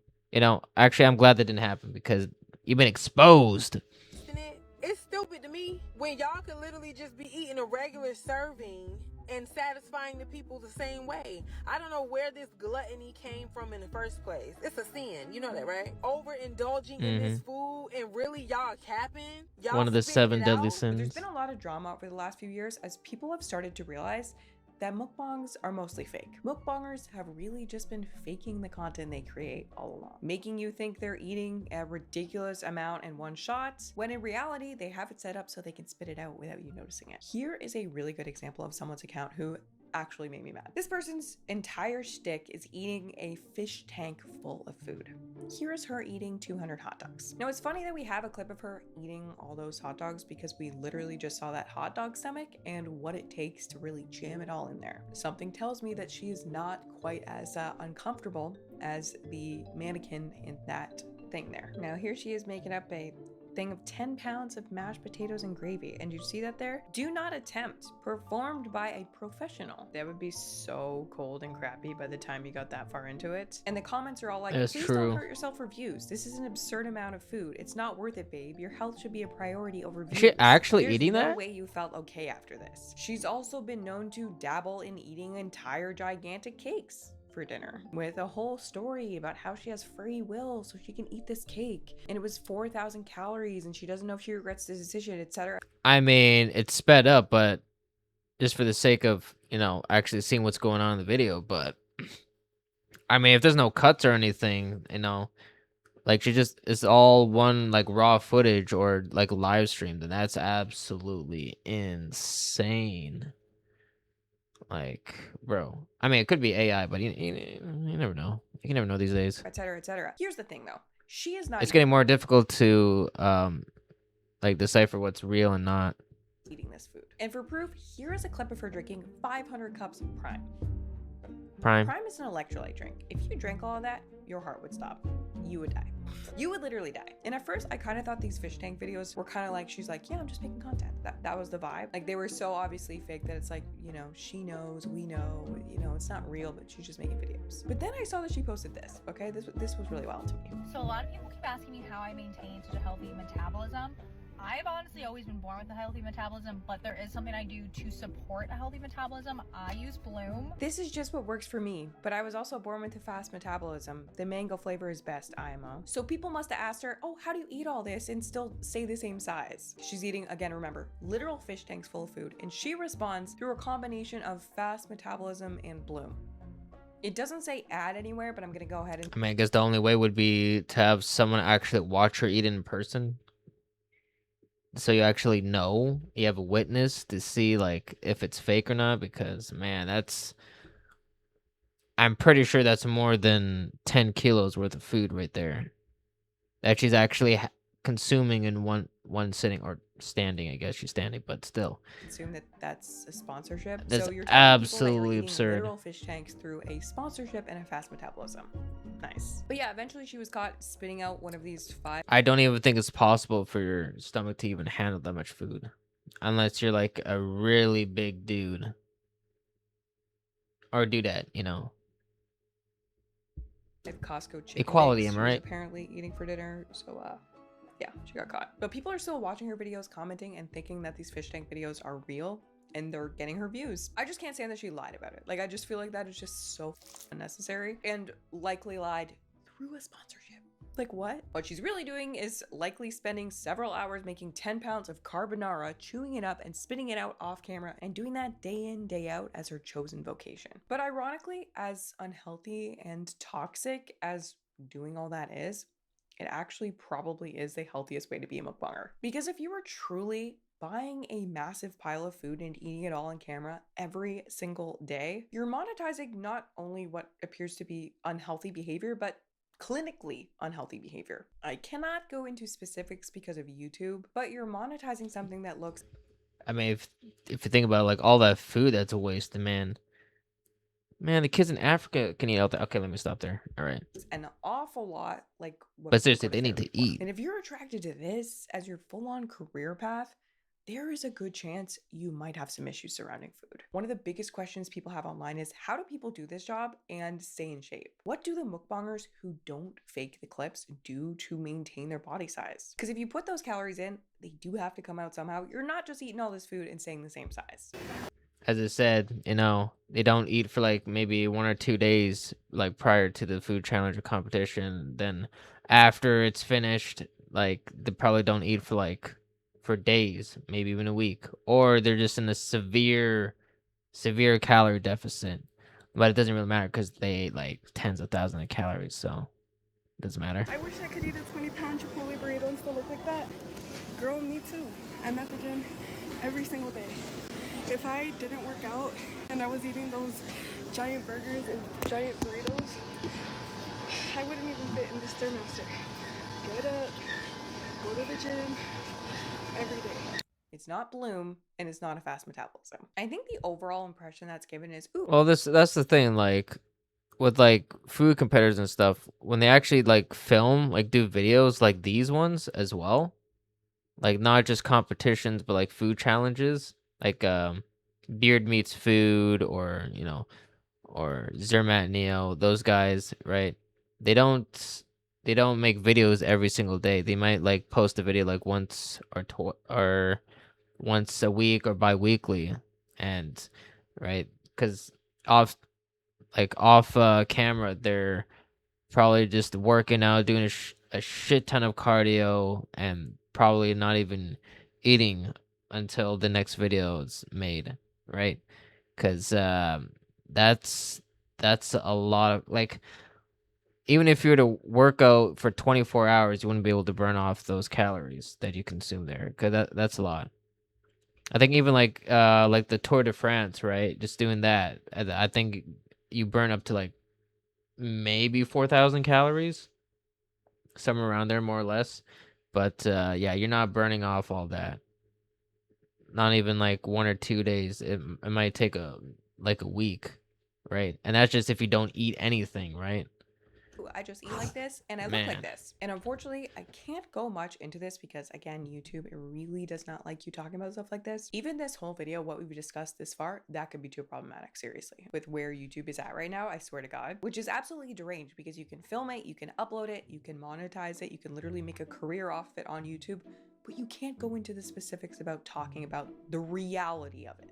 You know what video that just got demonetized of mine? Secret Eaters, the Dawn episode, okay? As if it's toxic to talk about a woman being framed for eating an entire jar of mayonnaise. Like, are you serious? There are bigger fish to fry, YouTube, okay? Not to mention, I feel like it's a good time I can finally say rip to the Ticks video. I know it's not relevant, but it's just, I feel like it's my moment to say rip to the Ticks video. Of all videos to get the demonetization axe, that one makes me the most sad. But yeah, any way you slice it, daily mukbangs equals toxic behavior behind closed doors, in my opinion. I'm pretty sure even the spitting it out aspect, I think that is problematic. Obviously, it's kind of mimicking something that we can't talk about. There are physical reactions when you put food in your mouth and you start to chew it. Your body's like, okay, we're about to eat. Like, if you're a mukbanger and you're eating, let's say you're doing it once a week, I feel like you can make that work, provided it's not a 20,000 calorie challenge.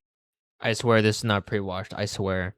I mean, you can do that responsibly. But if you're doing it every day or every other day, I just don't see any way that what you're doing is not toxic. That ain't right. Something's going on there, and that is all I'll say. And hopefully that's not too far. But now there's another layer that we have to talk about. Not only are mukbangs a questionable way to live for the creator, but they're also kind of bad for the viewer. So bad that governments around the world have considered banning mukbangs as a public health threat. And last year, after the death of Dong Zapatan, the Filipino Department of Health got involved. Mukbang or mukban. Department of Health mulls ban on mukbang after vlogger death. Health Secretary finally flags unhealthy vlog genre. Health Secretary Ted Urbosa said these types of content are a bad practice and warned about its health risks. I mean, that's what happens when you're eating so much food that your body literally can't handle it. Like, oh man. And just the negative consequence that comes with it prior to, being in the grave. It's pretty brutal. I mean, the health issues that I had, before I actually lost the weight, it was bad. And just like chronic fatigue, heart palpitations. Like sometimes I couldn't even breathe, and just like obviously movement was pretty stagnant. Like I could barely move. Right, so it was just absolutely brutal. And just doing anything was like I don't know, like doing a strongman competition or like doing a triathlon. It was just, man, just absolute nightmare. But just to do this on purpose though, like why? It's like that one video that I watched there. I think it was the first video that I watched on my other video reaction stream. Um, that woman who wanted to be the fattest woman in the world, eating 30,000 calories per day. Like that was intentional. Like, I mean, bro, speed running to the danger zone. It's crazy. Earn income as long as it doesn't produce health risks. If you're earning from something that is a public health threat, I will have to stop you, he said. Now, ultimately, the Philippines did not ban mukbangs, but they considered it, as did Singapore, South Korea, and China. But out of all 4 of them, only one of them went through with it, and that was China. They actually banned mukbangs there. Though, if we're being completely I'm not surprised. China also banned Winnie the Pooh, time travel, and award-winning actor Harrison Ford. No, but seriously, over the last few years, a few different papers have been published on the potential health impacts of watching mukbang content, and these That's actually kind of hilarious because I literally just watched Indiana Jones and the Dial of Destiny with my dad during the New Year's, so that's kind of interesting. So these have uncovered some that's surprising information information. What the deuce? A mukbang should know. Breaking news: mukbangs probably make you hungry. A number of studies have now shown that mukbangs can stimulate unhealthy overeating. I mean, duh. It is a hobby that is literally watching other people eat food. That doesn't have to be said. Just watching people eat food, and not a home cooked meal at grandma's house. Okay, a literal pile of food. People just stuffing it on in there with the volume absolutely cranked. So yeah, you watch a mukbanger do a mukbang of some sort of food, and then you find yourself craving that food not too much longer. Actually, when I wrote my original first mukbang video, I went out and bought gochujang paste, which as someone who likes to cook, okay, I'm not mad at it, but you can see how it works. And I think I researched this whole thing before, and it was due to like mirror neurons, like actually simulating what it would be like to do what the person you're watching is doing. So you actually start like salivating and stuff while watching other people eat because your brain's like simulating you eat. I mean, I do have food weaknesses, like Donair pizza, bro. Donair pizza, man, gets me every time. And for some reason, I don't know why, but I like crave like hummus, like the roasted red pepper hummus, and then just eating it with like crackers or even like bread. Man, bro, I can eat that shit forever. Eating like the same kind of vicarious pleasure that you might get from like watching someone do a unboxing video or something like that. But yeah, watching other people eat can make you hungry. It can make you overeat. As a former food addict, I used to watch those cheat day videos. I'd watch Stephanie Buttermore. And I think to myself, yeah, I'm watching this because I'm on a diet. I'm watching someone else eat it so that I don't eat it. But I wasn't recognizing that this was an awful use of my time as a food addict, that this type of thing as a hobby was literally just... Oh yeah, Stephanie Buttermore. I'm pretty sure she is or was dating Jeff Nippard. So, cause I did watch a video with well, they had Stephanie Buttermore. I think that was something related to food as well. So yeah, but I stumbled upon her video, via Jeff Nippard, recommendations and all that. The YouTube algorithm, thank you for that. So yeah. Food addiction is crazy. My desire and my thoughts about food. So yeah, if you're like me and you think people eating food content is a diet aid, you might just secretly be making... I mean, I'm pretty sure food addiction is probably the worst addiction, because if you think about it, I mean, you need food to live, so like you can't stop eating, so you gotta eat, but you just gotta decide like and make the decision of how much food you're actually consuming, right? How you're gonna, and the type of food you're consuming. But anyways, get harder on yourself. Keep pausing. Actually, we're almost at the end of the video. Also, sorry if my hair is like looking mad poofy now. I feel like it's been slowly expanding throughout the video. But anyway, if you like this video, you will love this video. Thank you guys so much for watching, and I will see you in the next one. Thank Thanks you. again, Yes, thank you Flexi for that. Spot. Yeah. All right. Oh, orange peanut. Oh yeah. I forgot I put him in the watch later. Looking for a remote job. Here's how you I like his videos too. First, head over to remotejobs.io. Hello everyone. A couple months ago I made a video about this guy, James Bola, the king of gluttony, the guy who could destroy 30 bowls of ramen and call it a snack. And no, I'm not joking. And I decided to check in on him today because, you know, that type of lifestyle is clearly not sustainable. But I was wondering, did he make any changes at all? And yes, he actually did make a change. He doubled down. Bro, I was actually gonna pause before you said that, but you already said it. That's exactly what I'm thinking, bro.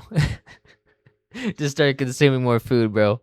You guys are not gonna believe this. Let's take a look at what James Bola's been up to.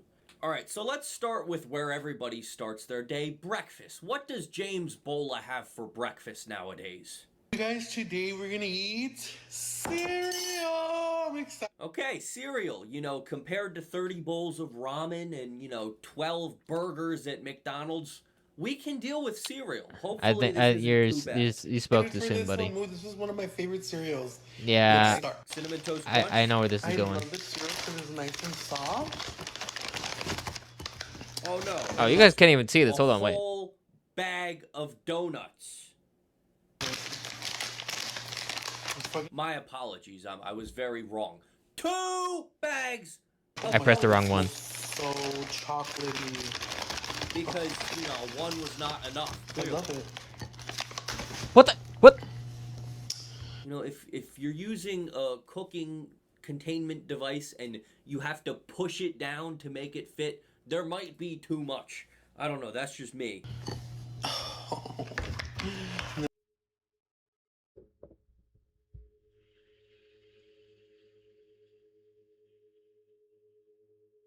What? How is this cereal? Like, I don't get it.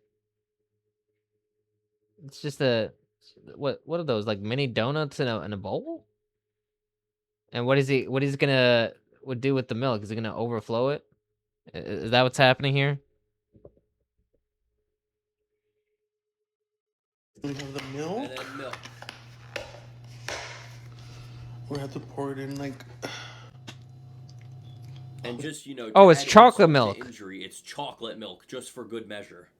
Yo. And now I know what you're thinking. We've been through this. No, it's just for clout. He's not actually gonna eat it. Let me just. Bro, it actually almost overflowed. That's crazy work, my guy. Breeze my finger over the play bar and see what happens in this video. He eats, he eats, he eats, he eats, he eats, he eats, he eats, he eats, he eats, he eats, he eats, he eats, he eats.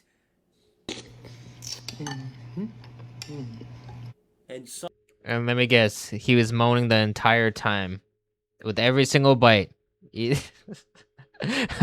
Okay. Somehow he is still in an absolute daze of joy as he finishes the 40-second Hostess cupcake in his cereal. I don't know how he does it. I mean, at this point, it's genuinely just impressive how he can still be doing this. Maybe you know, that's a once-a-month thing, a little treat for a breakfast. Let's see what he has. No, this is a common occurrence. This is a daily thing. Come on, man. Seriously? The next day for breakfast. Ooh, today for breakfast we're gonna eat cereal. Right. I mean, I'm not trying to be harsh or anything, but his body composition says it all. I'm just saying.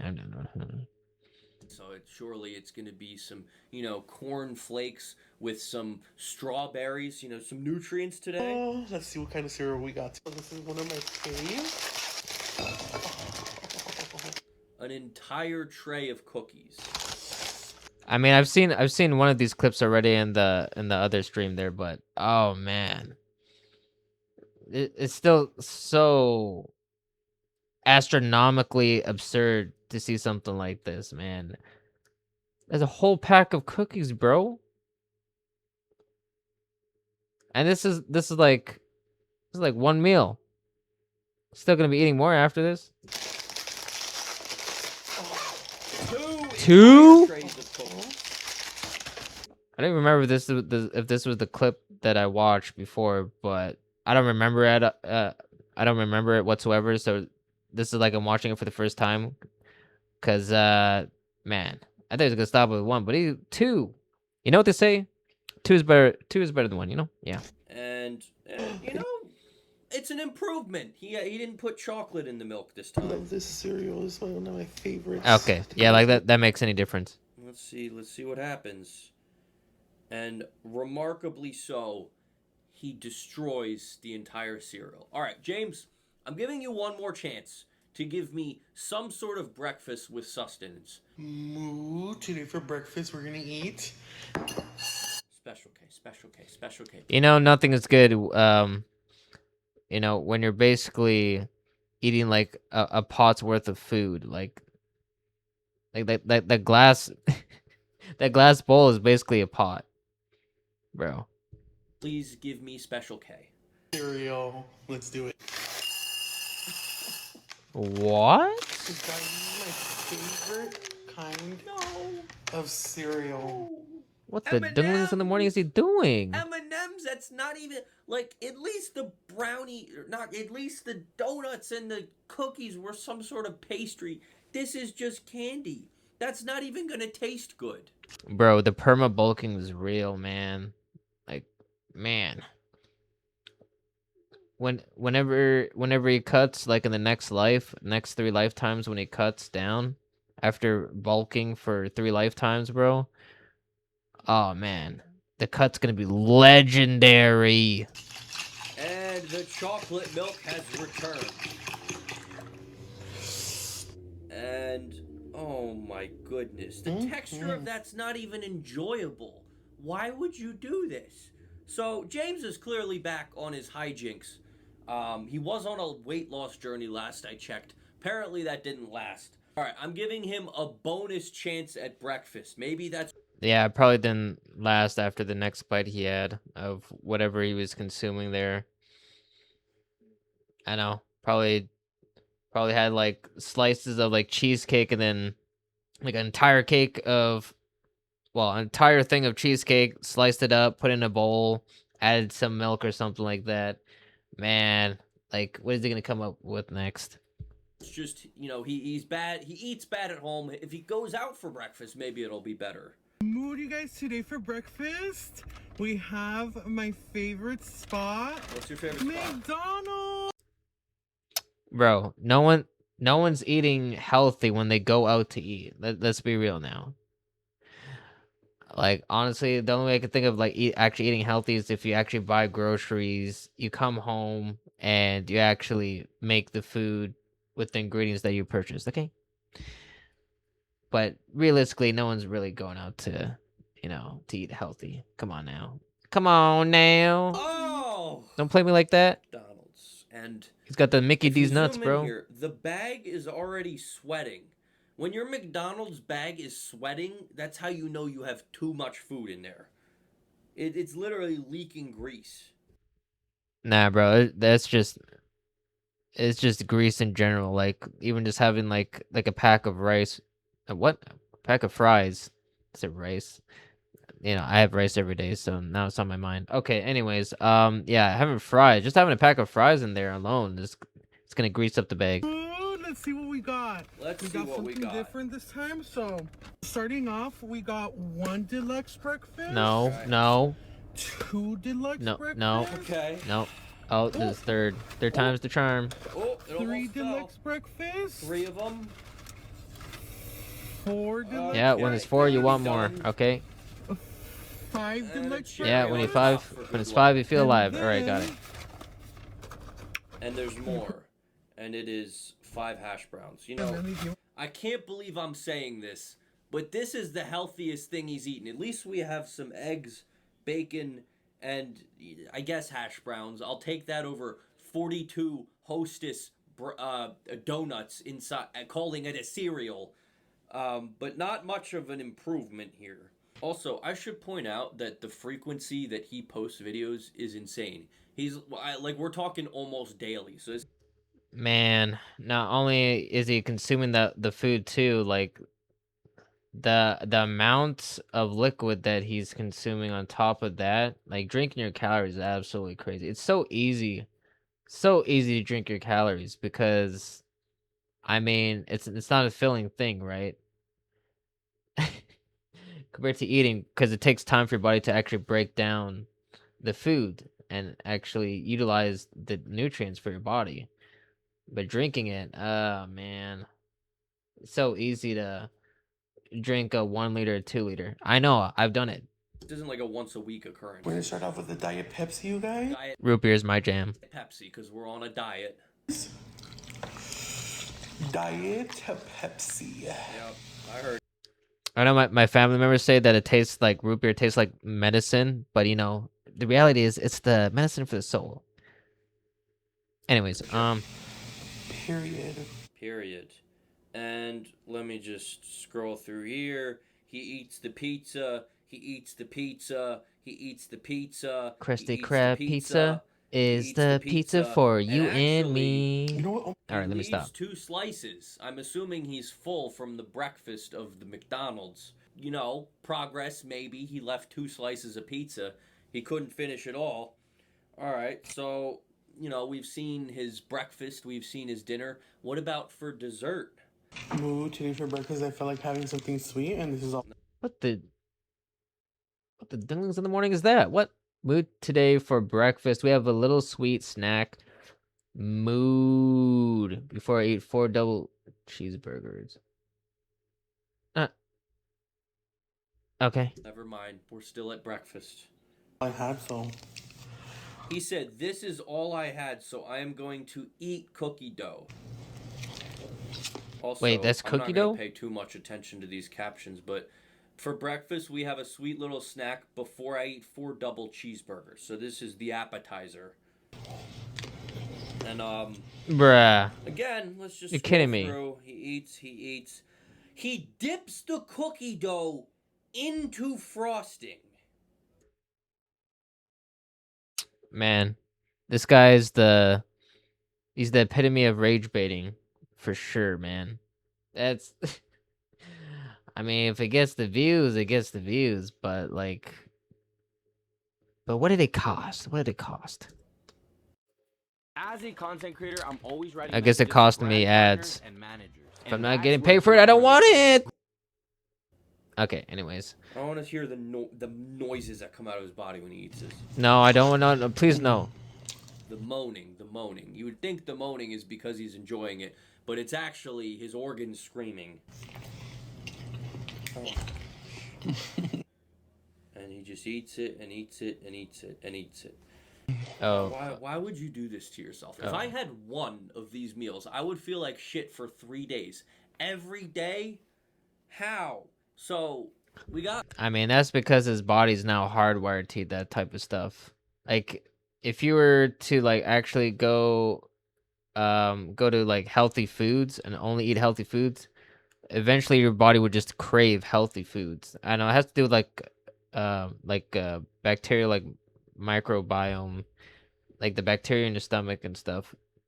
Like, if it craves bad food, like, you're gonna want to crave that, you know, and then vice versa. But yeah, if someone is eating healthy and they were to eat like junk food or, you know, whatever he's eating, yeah, you're really gonna feel it. Someone's gonna feel like you know, waking up from like a blackout from consuming too much alcohol. One more of these meals, and this is a special one because we've seen his meals, but this is a 3 a.m. sober up snack. You guys, I'm kind of tipsy right now and drunk, but we ordered a room service to... If what we saw earlier... Bro, I didn't even see the text on the screen. I literally mentioned alcohol. And it's okay. All right. I basically woke up from a drunken stupor. All right. There was the decisions he makes sober. I can't imagine what this is going to be like. Sober up, so let's see what we got. Quesadillas right here. So we got quesadillas, but I see... Quesadillas are also my weakness, bro.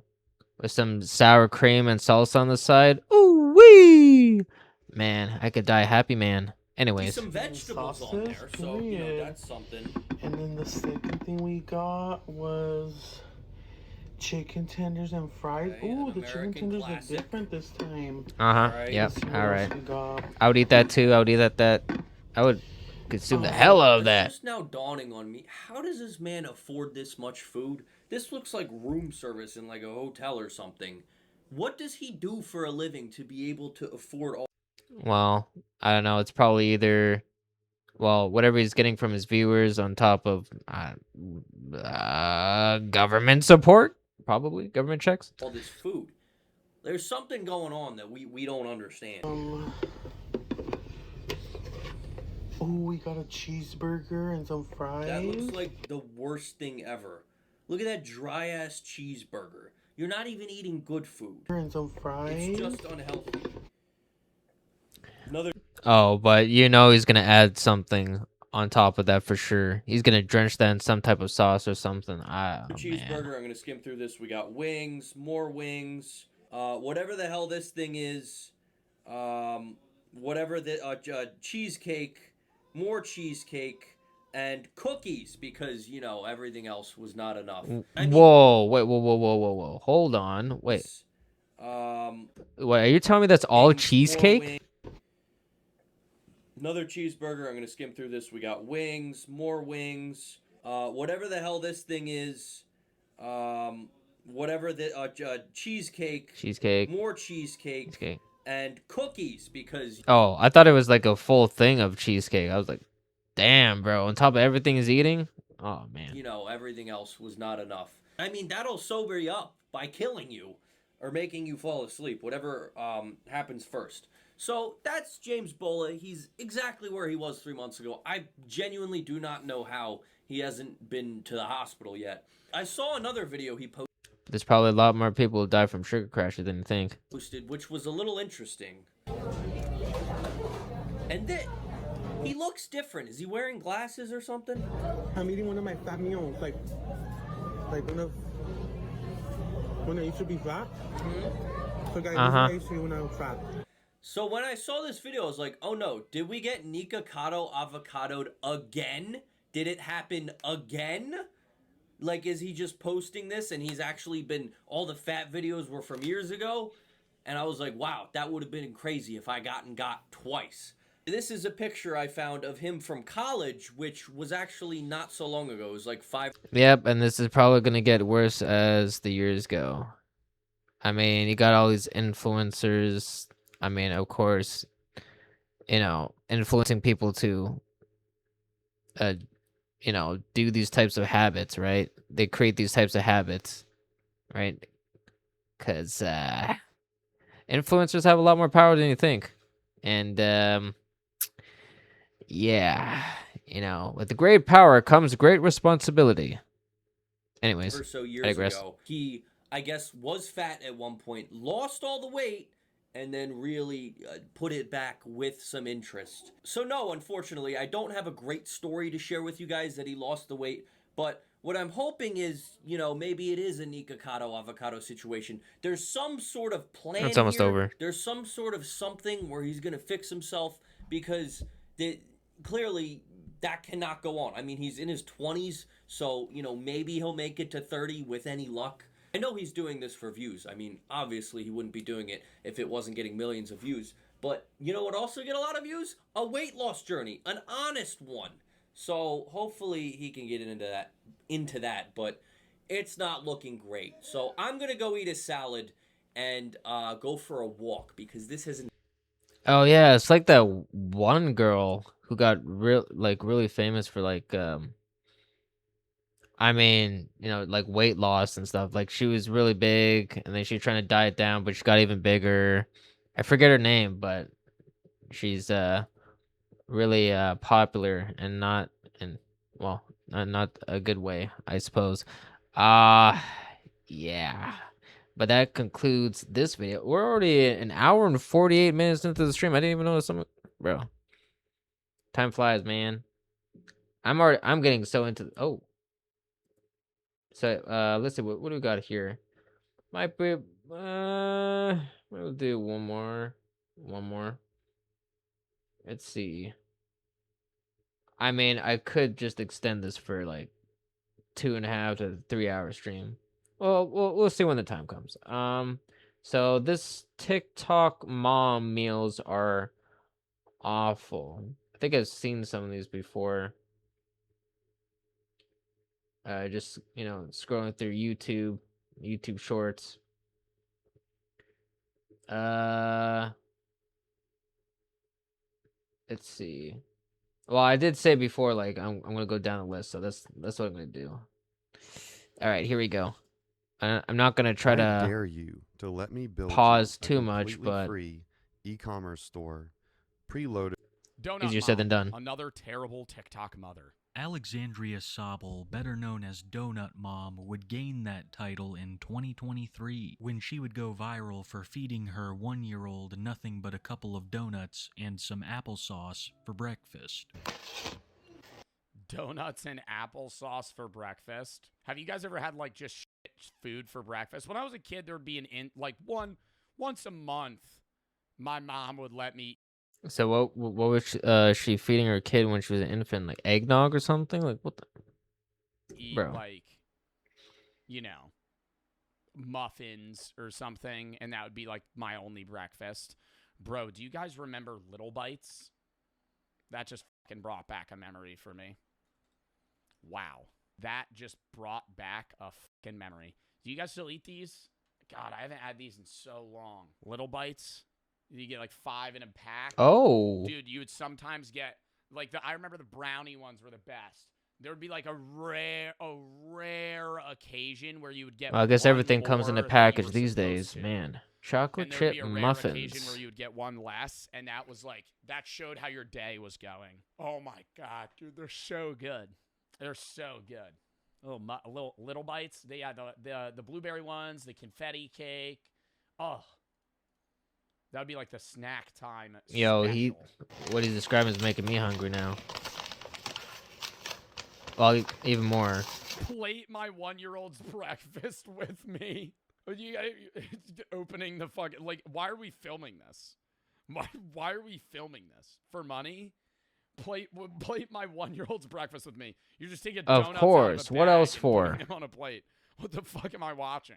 And why is she moving so slow? She's just staring at the camera. You would do the same if you had kids? No, I wouldn't be feeding them donuts for breakfast. Bro.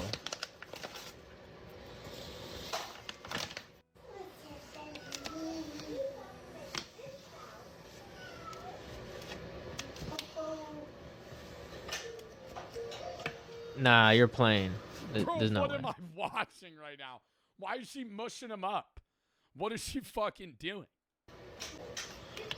I guess you're trying to create more bite-sized pieces for the kid. What was that, like apple juice? Got some apple juice and camera, like, ta-da! some mashed up you just showed me a fucking magic mini trick. donuts. You just got Mott's applesauce and fucking 3 cut-up donuts. This post would spark fierce criticism from the wider internet, especially I wonder after why. discovering more of her content. The more you watch, Yeah, that's a given. That the was gonna more happen. Bro, I've seen her do. I feel like I showed one of her videos to chat like a month ago, bro, and she was making some gruel. It was disgusting. Like and it was like, dude, so many people go to her and they're like, she's like a single mom. Or I don't know if she's a single mom, but she's a mom. She's trying to prep food for her family, give her a break. And I'm like, yeah, I get that. Yeah, I don't think it's that bad to the point where she's like feeding her kid like, sliced up mini donuts and an apple juice. But I'm pretty sure she might be rage baiting. I don't know. But I mean, if I'm gonna be truthful here, due to her body composition, it's probably genuine. Not trying to be mean here, but it seems like that's the case. But most shit meals that you could prepare health-wise have the same prep time as something that's not unhealthy. begin to realize just how bad things Every meal, bro, you got to start. No, he'll probably show some of the meals. are. There are heaps of clothes and junk around the house, bits of rotten food and slop scattered around the kitchen, and of course, the various insects that come with that. People were also critical of Alex's attitude. They felt that she couldn't care less about her children's meals, and it's pretty easy to see how they thought that. Bro, why is she filming this? Like, genuinely. Plate lunch for my 8 and 5-year-old with me. But like, why, what type of content consumption, who the fuck's watching this? It's satire? No, I think she wants money from it, and she knows that. I mean, I'm pretty sure there's actually quite a few people watching it. I mean, you got like, what is it? People who have like, certain fetishes, like, you know, like fat fetish, where you have, people like bigger people, like eating food in front of the camera and stuff, like eating a whole bunch of food, and you got viewers getting off of that stuff and just paying this person to eat more and more and more, get bigger and bigger. It's absolutely putrid. That it's like, it does rage. And unfortunately, that's becoming more mainstream. Baiter audience. But I don't think it's satire in the sense that, I mean, bro, I feel like she's probably eating like shit and feeding her kids like shit. I mean, videos, she is a self-described lazy mom, cooking for the undeserving.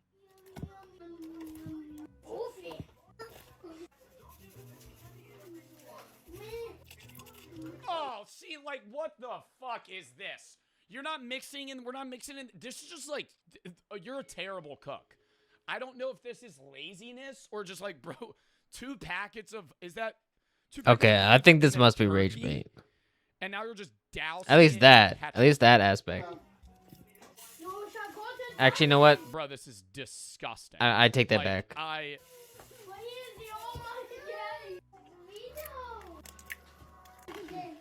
mean, at least they're getting the protein in.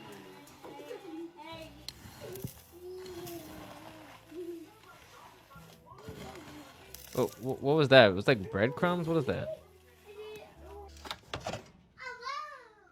And bro, you know what really shows it? How fucking dirty. Yeah, it's the this stovetop there. Is. Like, no cleanliness. Bro, wipe it down. What are we fucking doing? No gloves either. I mean, dude, I don't if I'm meal prepping for myself, I don't think that's the problem. I don't think her not having gloves is an issue. If I'm meal prepping for myself and I have to like mince up stuff or like mix up chicken, I'll just wash my hands, you know? Wait, what did he say there? What did he say? Stuff or like mix. If I'm meal prepping for myself. See that? Those words there, meal prepping. Yeah. That's the golden tool right there. Yeah. Gotta utilize that. Learn it, live it, love it. And I have to like mince up stuff or like mix up chicken, I'll just wash my hands, you know?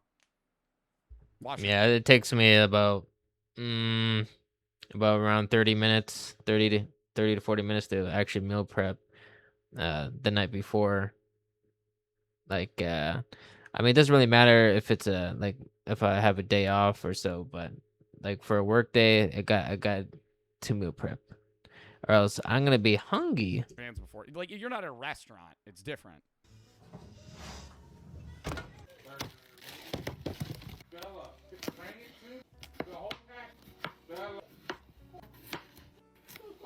Okay, we got some complex carbs. I'm recording my TikTok. Hold up, I'm making a video of our dinner. There's DIY, and there's doing it yourself. And I'm apparently watching an ad. All right. Between being creative. All right, enough of that nonsense.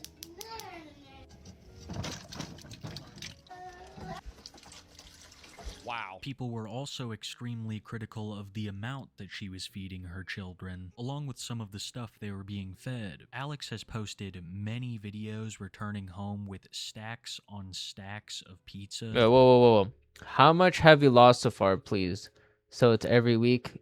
Can you eat what you want or limitations? Thank you.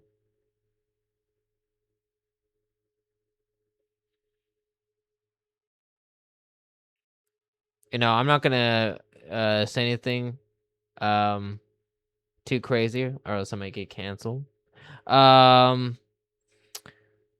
But I don't really think that she's dieting. You know, I'm pretty sure she's just eating whatever she wants without limitations, and it does show. Let's just say it shows. Or bags full of Mexican food. Bro, a vivid memory I have is we used to have, dude, and it's real. If your kid's fat, it's And the thing is, like, she probably wasn't even dieting in the first place. She probably wasn't even losing weight. She's probably just saying that for the views. Just saying it for the sake of saying it, just to get attention. But I don't know. I could be wrong. I could be wrong. But unfortunately, in most cases, I'm not. the parents' fault. I've said that a million times. I'll say it a million more. But When it comes to these things, anyways. When I was in elementary school, we had like pizza Fridays, and each kid had to order before. It wasn't like, it was different than going in line and just like grabbing however many slices you wanted. You had to like predetermine how much you wanted. Like your parents had to pay for the pizza prior. And so I would always get I would get like a slice or two. There would be this one kid that was in kindergarten, and he was like morbidly obese. Like I'm in my brain, I'm remembering what this kid looked like, and he was so big. And I mean, I work at a gym, so I see people of all sizes, right? But it's just, you know, the fact that they took the step of actually getting into the gym and actually doing something about their weight. Like, that's the most important thing. I mean, but the reality is that you can't help people that don't want to be helped, right? Like, it's just how it is. But, you know, I do commend the people that actually do, like, you know, people who are bigger that actually do get into the gym, because I see that, and, you know, it lights up my world, you know? Lights up my world. You know, people that actually try to make a positive change. would get like 4 slices of pizza, and I remember my gym teacher would, because he had to get the 4 slices because she paid, he would run around and he would go in multiple pizza boxes and find the 4 smallest slices to give to this kid. And I was like, wow, he's trying to he's trying to mend the situation better. Like when I saw, looking back at that, I'm like, damn, that gym teacher was a good guy. You know, like he was trying to fucking help that kid out. Kids don't get pizza very often, so. I mean, this is the second one I've seen in the video. Play for my 7 and 5-year-old with me as a Figured single I'd do mom. a fun treat and give them some pizza. I guess, but it's like, you gotta also think about like what the kid eats after school, right? Because he's not always gonna be in school, right? Eventually, he's gonna have to leave the premises. He has to go home, so it's like, yeah, sure, you might eat a little less in the cafeteria, or, you know, lunchtime and all that, but it's like, what does he eat after? That's the thing. That's the deciding factor. It all adds up. It all adds up. I mean, brother, home cooking's also fucking terrible for you. You're making just potatoes and beef. Like, where's vegetables? Vegetables are banned in that house. That's not fresh fruit. That's literally sugar. That's sugar fruit in a cup. What? Fresh fruit? Fresh fruit is like you go to the fucking grocery store and buy. Bro, you're literally unboxing like shelf-stable fruit cups that you could wait 5 years to eat them. Times a day. It's just important to me. Bro. Like, I'd eat those. That's like a snack. I'm getting my daily servings of fruit from that. Yeah, I'm pretty sure that's ultra processed, like injected with so much preservatives and all that stuff. But I mean, real fresh fruit is like actually like, you know, obviously grown out of the ground, right? Out of the soil, right? And you can actually like pick it and then wash it, clean it, and then eat it, right? But this, man, damn. Pretty much everything's injected with chemicals. Like, farm fresh oranges. no food is like natural, like, actually like organic. Farm fresh oranges. No one is safe. She's got to be rage baiting, bro. There's no farm. I'm giving them some farm fresh oranges. Are you serious? And that's what I'm saying. Like, most of these are just rage bait, but that's how they get the views, right? That's their food. 7-year-old, 5-year-old. Okay. What is that?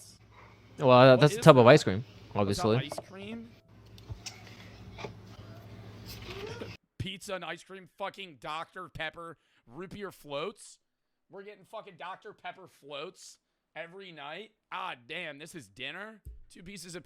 Honestly, that's probably like amazing if you're intoxicated or something like that. But damn, if you're sober, well, you're not gonna be really feeling sober after that, bro. Gonna be knocked out after that, bro. Lights out, my friend. Pizza, fruit cup, and then ice cream and soda. Oh, the amount of carbs, bro. Yeah, your body's gonna hate you after all that. Oh my god. What? I know y'all are Is she making like a float? Well, no, I will like a say, Dr. when I was a Pepper kid, float? I ate ice cream a lot. I remember like middle school, high school too. Not even just when I was like a kid in elementary school. I used to eat probably like 3 fucking scoops of ice cream every night. They're having water too. I just thought. Yeah, as I come back to the quesadilla aspect of the video, man, I used to eat so much quesadilla, like, cause they serve quesadillas in the cafeteria. I used to eat the shit out of that, bro. I mean, I was, I was part-time, going to work and then school and all that, so I had the cash to just like every day, just get cafeteria food, and then on top of that, like after school or even during lunchtime, just purchase candies, junk food, like whatever I can get my hands on. And yeah, obviously it built up bad habits, but fortunately we moved on from that. So yeah, but this mom here is well, she's gotta learn from her mistakes, man, and hopefully not pass it on to her kids, because that's the main thing, right? Because you want your kids to be better, than yourself, right? Than the parents. But ooh, that's not looking so good.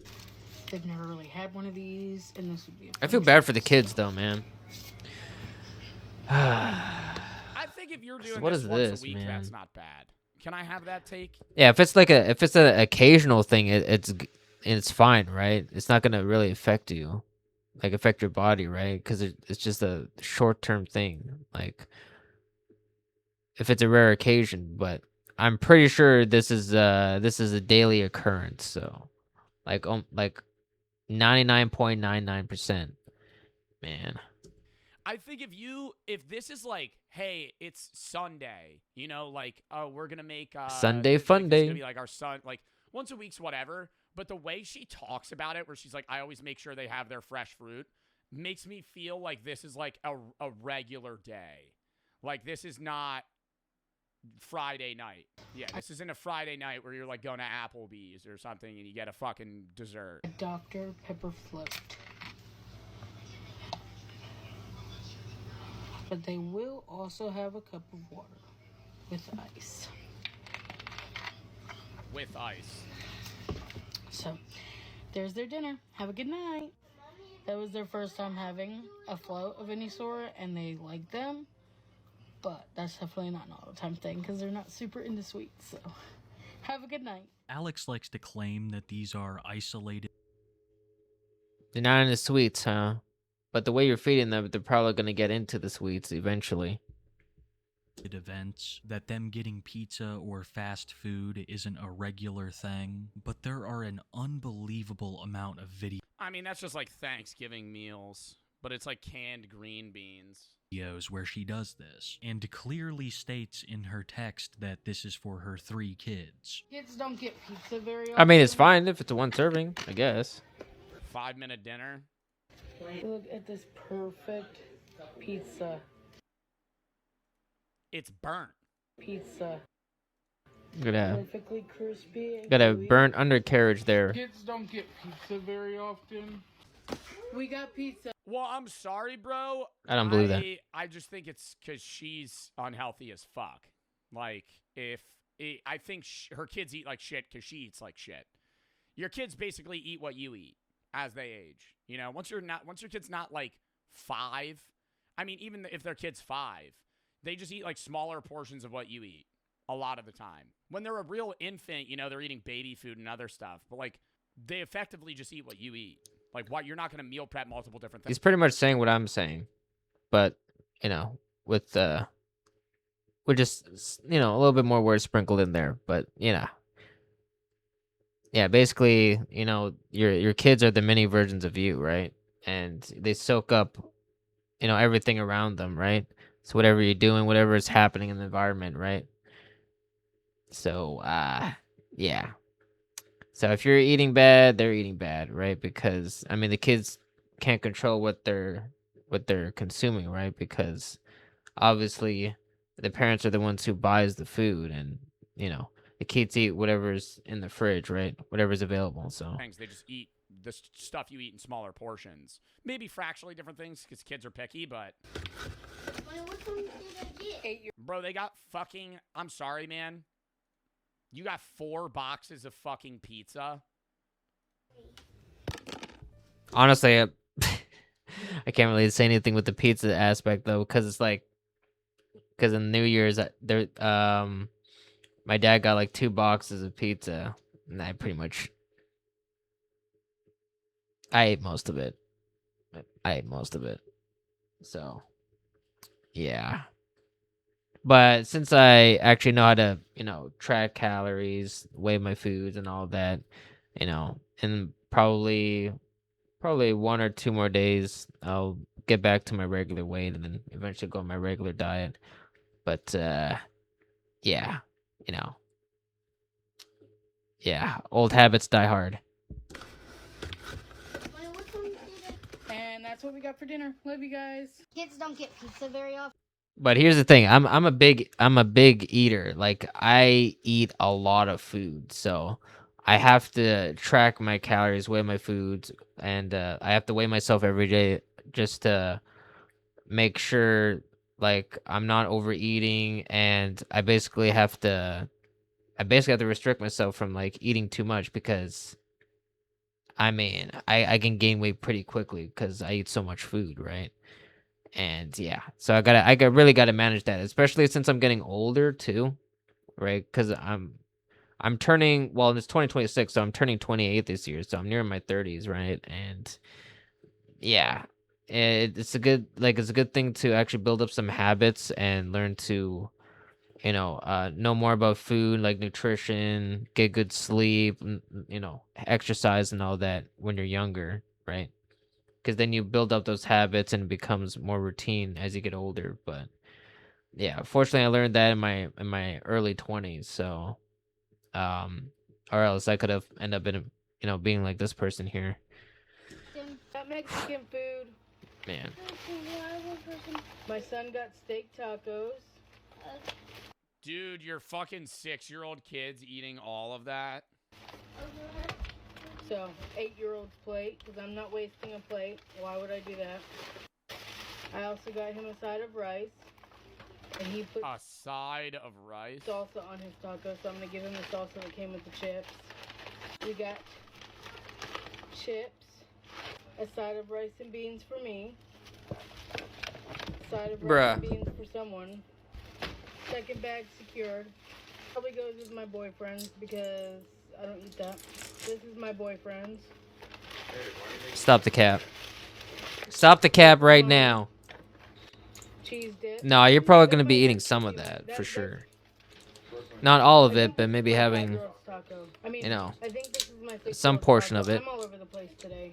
And then there is the absolutely vile state of the kitchen stove.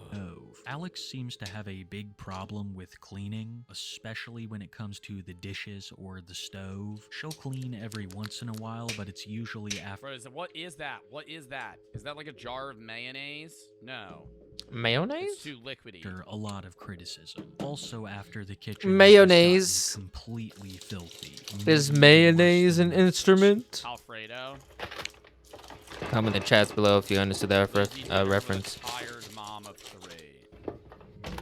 Are they always just a lazy dinner? Well, yeah, that's kind of her shtick. Lazy mom, lazy dinner. That's kind of how it goes.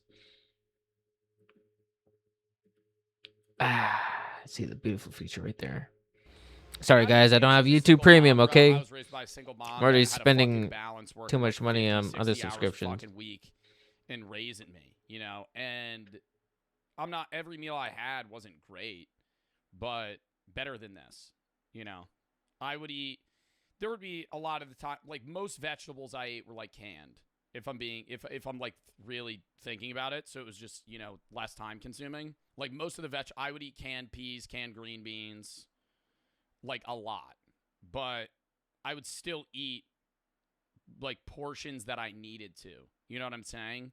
Like I wasn't overeating. I was still getting fruit, vegetables, meat. Like it wasn't just we're gonna eat chicken tenders for dinner every night. Like my thing is, bro, if you ain't ready to like realize. Yeah, it's really dependent on the people around you, like who you're being raised with. Because I didn't really learn, like these healthy habits until I actually lived on my own. It's kind of hard to actually build up those habits when, you know, the people around you are, you know, following bad habits, right? Doing things that, well, you're trying not to do. You're trying to, you know, learn to get out of those types of, you know, habits, those situations. But yeah, it took me a while to actually you know, actually improve and work on myself and, you know, learn to follow good habits like exercise, learning to get good sleep, which, you know, that's also what I'm still trying to work on. My diet's on point, nutrition, like exercise, but it's just sleep I need to work on, which is, you know, you think it would be the easiest thing, but I don't know. I guess it really does depend on the person though, because yeah, I guess for most people, like, you know, working out and then dieting, that's the hard part, and then sleep is easy. But for me, it's the other way around. But I don't know. That's how it is for me. You're gonna cook for all, like, don't have a kid, you know? What? Oh! Yeah.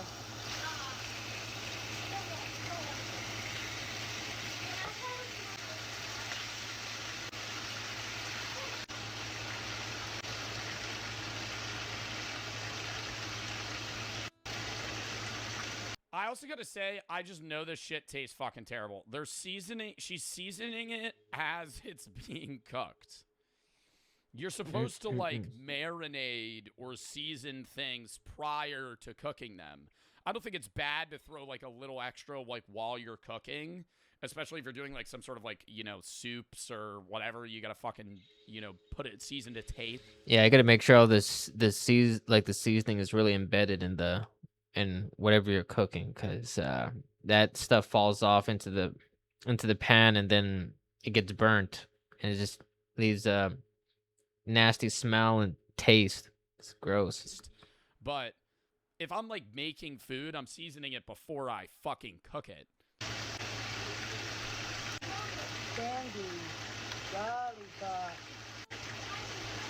There's no love in this food? Bro, there's no love. There's no care. It's not dude, the fucking bottom half is unseasoned. She's not mixing it. She's just dousing the fucking chicken. Yeah, that's true. She's not even, like, and then just turning it over. Uh-huh.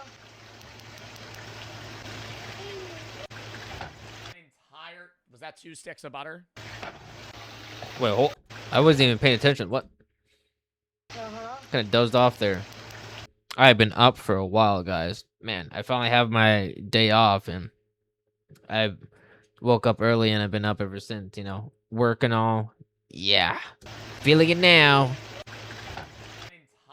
Was that 2 sticks of butter? 2 sticks of butter. What is this? Not right now, baby.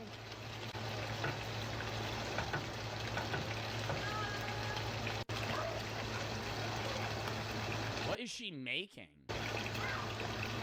It feels like she's just putting random ingredients and mixing it together and hoping that it actually works.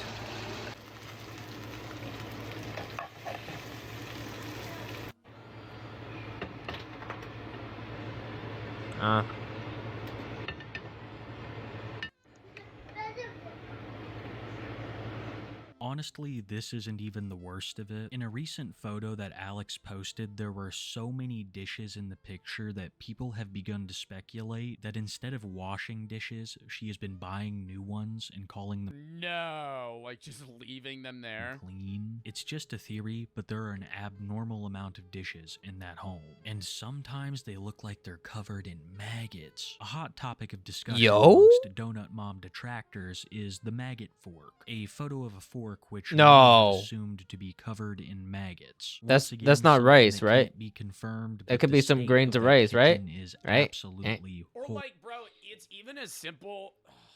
It's even as simple as just like buying the right. Like, bro, get protein pasta.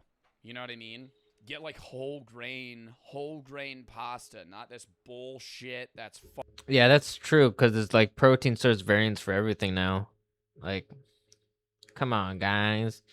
You know, like protein bread, protein pizza. Got recipes for like protein ice cream, like protein. fucking, you know, a million ingredients, bad for you, just straight up carbs and fats. That costs money. Bro, you realize like whole grain pasta in general, the difference between pasta prices is minimal. Like for dried, shelf-stable pasta.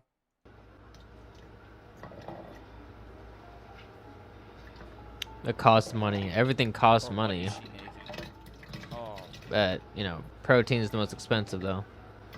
That's why everyone cheaps out and buys the, you know, the more carbs and fat alternatives.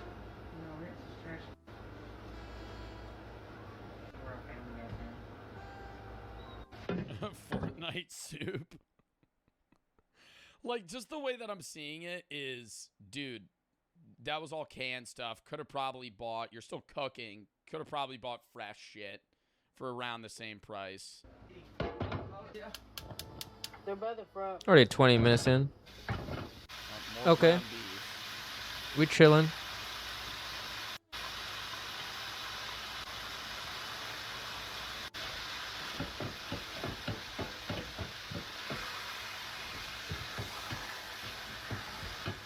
I don't know what she's doing, but I don't think I like it.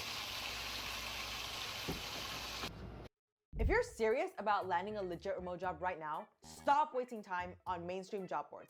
Those platforms have millions of applicants. Okay.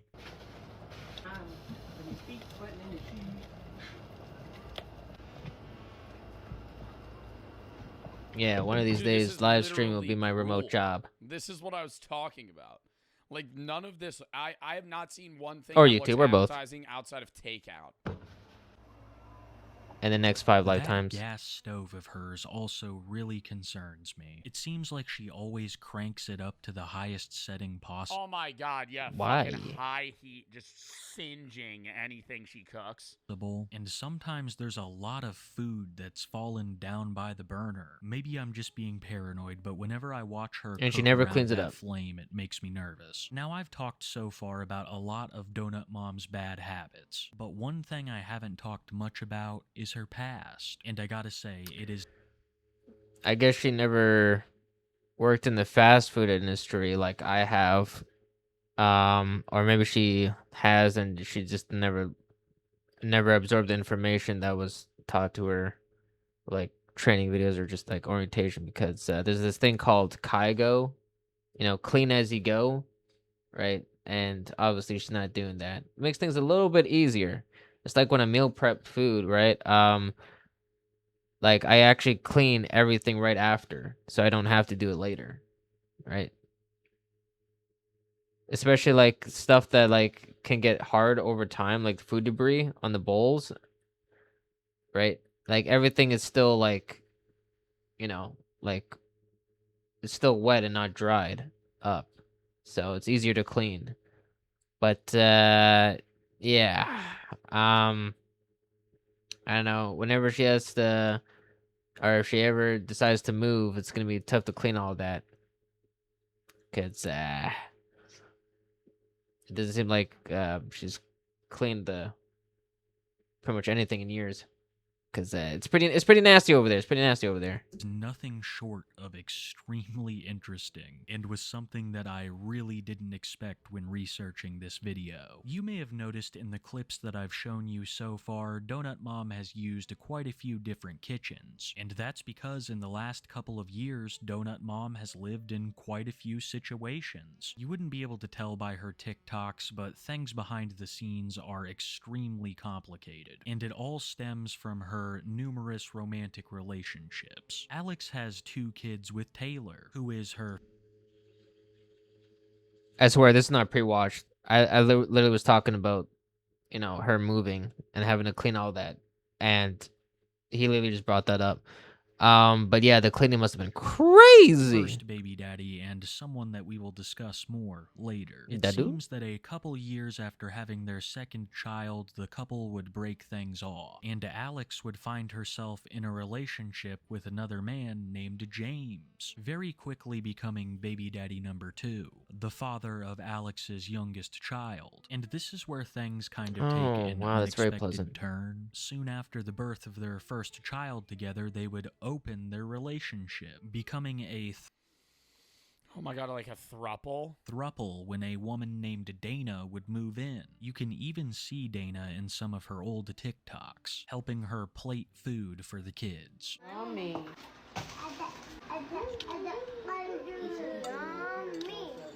Put that back. Put that back. For Bella's plate. Please keep your hands out of the Apples. I want a whole one. You're getting slices.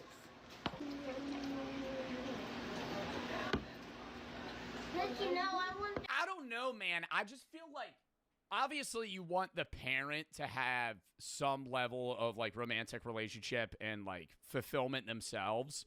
But if you're just bouncing around in relationships, like that affects your kids. If you have really? had 2 kids with somebody, you have another kid with somebody else. I'm not judging there, but like if you just keep moving. Yeah, obviously the kids must be very confused.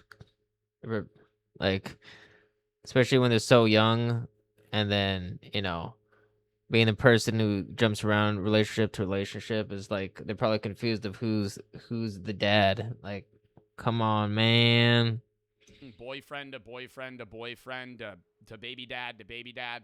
Like, now your kids are just basically... And then he's talking about thruples, and then you got like situationships or whatever that nonsense is. Or you got open relationships. It's just like, come on, man. I mean, of course, not all the traditional ways worked, but I mean, there's some things that doesn't need to be changed. If it ain't broke, don't fix it. Yeah. Like, no. I'm more into monogamous relationships. What is it called when you move around a lot? Nomads. That's what it is. The pink one. I know, baby. Hey, we're out of milk. They're having milk. Yeah, as you can tell, anything that isn't monogamous doesn't really work out in your favor. I'll let my girlfriend show you. Here you go, bub. Good. I want Here you go, Buck. Ugh. Dude, they all also look unhappy all the time. And I know they might be dealing with their own shit, but I'm like, God damn, dude, this is just like Got bad depressing. habits with food and Like, relationships. she's never smiling. She's never smiling. This woman's also never smiling. They always just look like they had the worst day ever. What you saying? My girlfriend cut my chicken up for me because she loves me. For a while, this was Alex's life until her and James broke up. Fun fact, James and Dana, the other woman, are still together, and from what I've heard, I still respect her having custody of these kids and trying to be there as a mom, but like I feel like she's That's so confusing. Being Okay. like, too forgiving in the way that she's raising them. Food-wise, I don't know how she raises them as a mom. I'm not saying that she's a bad mom, but I'm saying she's being a little lazy on the food area, you know? And she openly says that, and that I think it's good that she recognizes that, but I'm like, dude, you got to feed your kids well. Like, if they grow up eating like shit, they're always going to eat like shit. Alex would spend a brief time living with her ex. Yeah, that's why I live by a motto, you know? If you take care of your body will take care of you. And, you know, like, just like having a higher quality of sleep means a higher quality life. But, I guess, they don't know that. They don't know that. In the home until eventually moving back in with her first baby daddy. Like I was Taylor, saying, Google. rekindling Google their exists. relationship. Now let's talk about Taylor a little more. Personally, I have not been getting very good That's what it's vibes, there for. even before I heard about some of the grosser stuff that he was getting up to. Taylor has been seen on Alex's lives carrying a firearm around the house for no discernible reason. Alex Wow. has Just walking around with a gun. That, like, the also embodiment said of in the past perfection. that the children That man. are afraid of What a him hunk. and that there might be a degree of violence involved. Alex has also accused Taylor of an absolutely disgusting act. When she, James, and Dana were still all together, Taylor would occasionally come over to visit, and during one of these visits, Alex would exit her room to find Taylor standing in front of it, completely nude, shaking hands with the milkman. Here is a clip of Alex herself talking about the event. Okay, so, no, that's not true 100%. Looking for nicotine pouches in Canada. More Canadians than ever are getting the Come on, pouches they man. want from Rush Tins. We carry Press the your button for favorite captions, brands, not Zip, ads. Like, don't be crazy. Taylor did go in front of our exit door. But Yeah, I can barely hear what there you're was saying. no way the kids could have seen it because they were all asleep. This was at like 11 o'clock, 12 o'clock at night. Was it 1 o'clock in the morning? And so no, the kids could not have seen it. No, Taylor did not want to join in the relationship. He wasn't interested in Dana. That does sound familiar because they both told me that Taylor was interested in Dana. But Taylor didn't even like Dana and told me not to do the throuple and that I would regret it. Something to keep in mind here is the timeline. I just think the idea, I'm never Yep, and that's why relationships are only a two-way street. Not a three-way or four-way. Okay. judge anybody also that wants to be in a open relationship, but I think the idea of being in a throuple is always a bad idea. Because you're mitigating the potentiality to love one person equally as the other, right? There's always going to be somebody left out in every situation. You can't all three of you share 33%, 33%, 33%. Like, there's going to be moments where you pivot more, and then I feel like that causes problems now. Mhm. I don't know. I just think even if you that I'm not saying jealousy. It's more I so mean, I already just like went into it, but how he's kind of people explaining it mend more in depth. together. Like, if you're in a throuple, I feel like most times I've heard about people in throuples, one person gets dropped. The other two usually stay together, or they don't, or they all split. And then you also Like have this kids, this and mother it's did. just confusing for them because they don't know, you know, who they listen to. It's even crazier when you have kids. authoritatively wise. because she willingly took Taylor back after this. Yeah, I gotta say, when I started researching a lady called the Donut Mom, I didn't expect things to get that crazy. To make that particular situation even worse, the kids were inside of the room when Taylor was doing that disgusting shit. It's divine intervention that Alex was the one that found him, and not one of his kids or soon-to-be stepchild. Overall, it's just a terrible environment. Despite rekindling the relationship, Alex seems to truly hate Taylor. When she moved back in with him, there was a notable increase in slop cooking, and I think part of the reason was because she knew Taylor also had to eat it. 20 minutes left. Okay. About Wait, what? So she would purposefully 14 make minutes? bad food so he would eat it? More or What the less. fuck do you mean?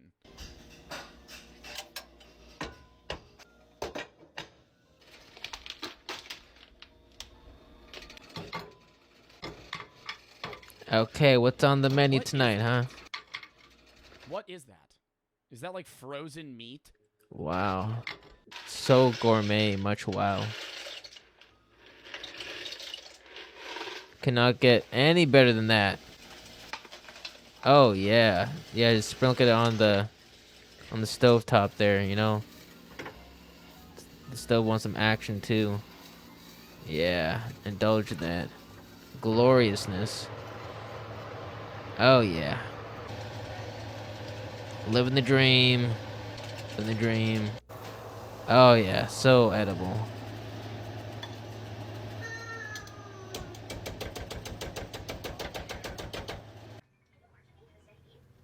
Bro, it's always dude, it's always ground shit. How often are you eating ground beef? God damn.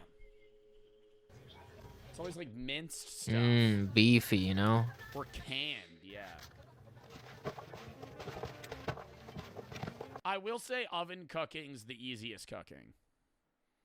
It's like the laziest shit you could do. Nah, that's not true. Depends Microwave on the thing you're cooking. cooking in the oven. But when or air frying, I'm not saying it's bad necessarily, but like, I love sauteed vegetables. I hate sauteing vegetables. It's so much easier. Yeah, microwave. That's bro. actually You're not true, yeah. cooking shit in a microwave. Like, you're heating it up. The easiest shit's just like, lay it out on a fucking sheet, season it, throw it in the oven for 25 minutes, and then and then it's cooked. Takes longer time-wise, actually, but you're doing less work. Yeah, he's right there. Hold on, baby. You're welcome. Bro, would this But I mean, like, do y'all... I mean, you could literally do the same thing with like for example, microwaving eggs. You know, put a little bit like olive oil in there, and then crack an egg, put it in there, season it. If you want, just whisk it, and then put it in the microwave, heat it up for like, I don't know, 45 seconds to a minute, and then there you go. You pretty much do that with everything, and it's faster. So I don't know about that, but still same premise, but just a longer process with the oven. Sinks look like that. Like, this would stress me out. The sink is full, like actually full. If Kygo, my friend, Kygo. Clean as you go. I see a few plates in my sink, I'm like, I need to put these in the dishwasher. I'm either hand washing them, I gotta put them in the dishwasher. This like bothers me. This is what the sink looks like when you go on an Airbnb trip with like, that's the only time I give a fuck. And even then it stresses me out, and I'll clean it. If I'm at like an Airbnb with like 8 of my friends, it's 8 people in one fucking house, and you're all just fucking throwing your shit wherever. That's when it looks like that. You wash your plates after every meal? No. But I'll rinse them off, and then I put them in the dishwasher. I probably run my dishwasher I do. like twice a week. But then again, I only eat one meal a day, but it's pretty decent amount of food though. It's over 2,000 calories. I do track the macros and everything, so make sure I'm actually hitting my protein intake, getting right amount of carbs and fats to fuel my day, my activities. Also the fat for hormonal regulation. It's good to have as well. Even more so if you're female. mean, bro, like the fact that we're just like squeegeeing fucking liquid into a big cup right now. Yummy.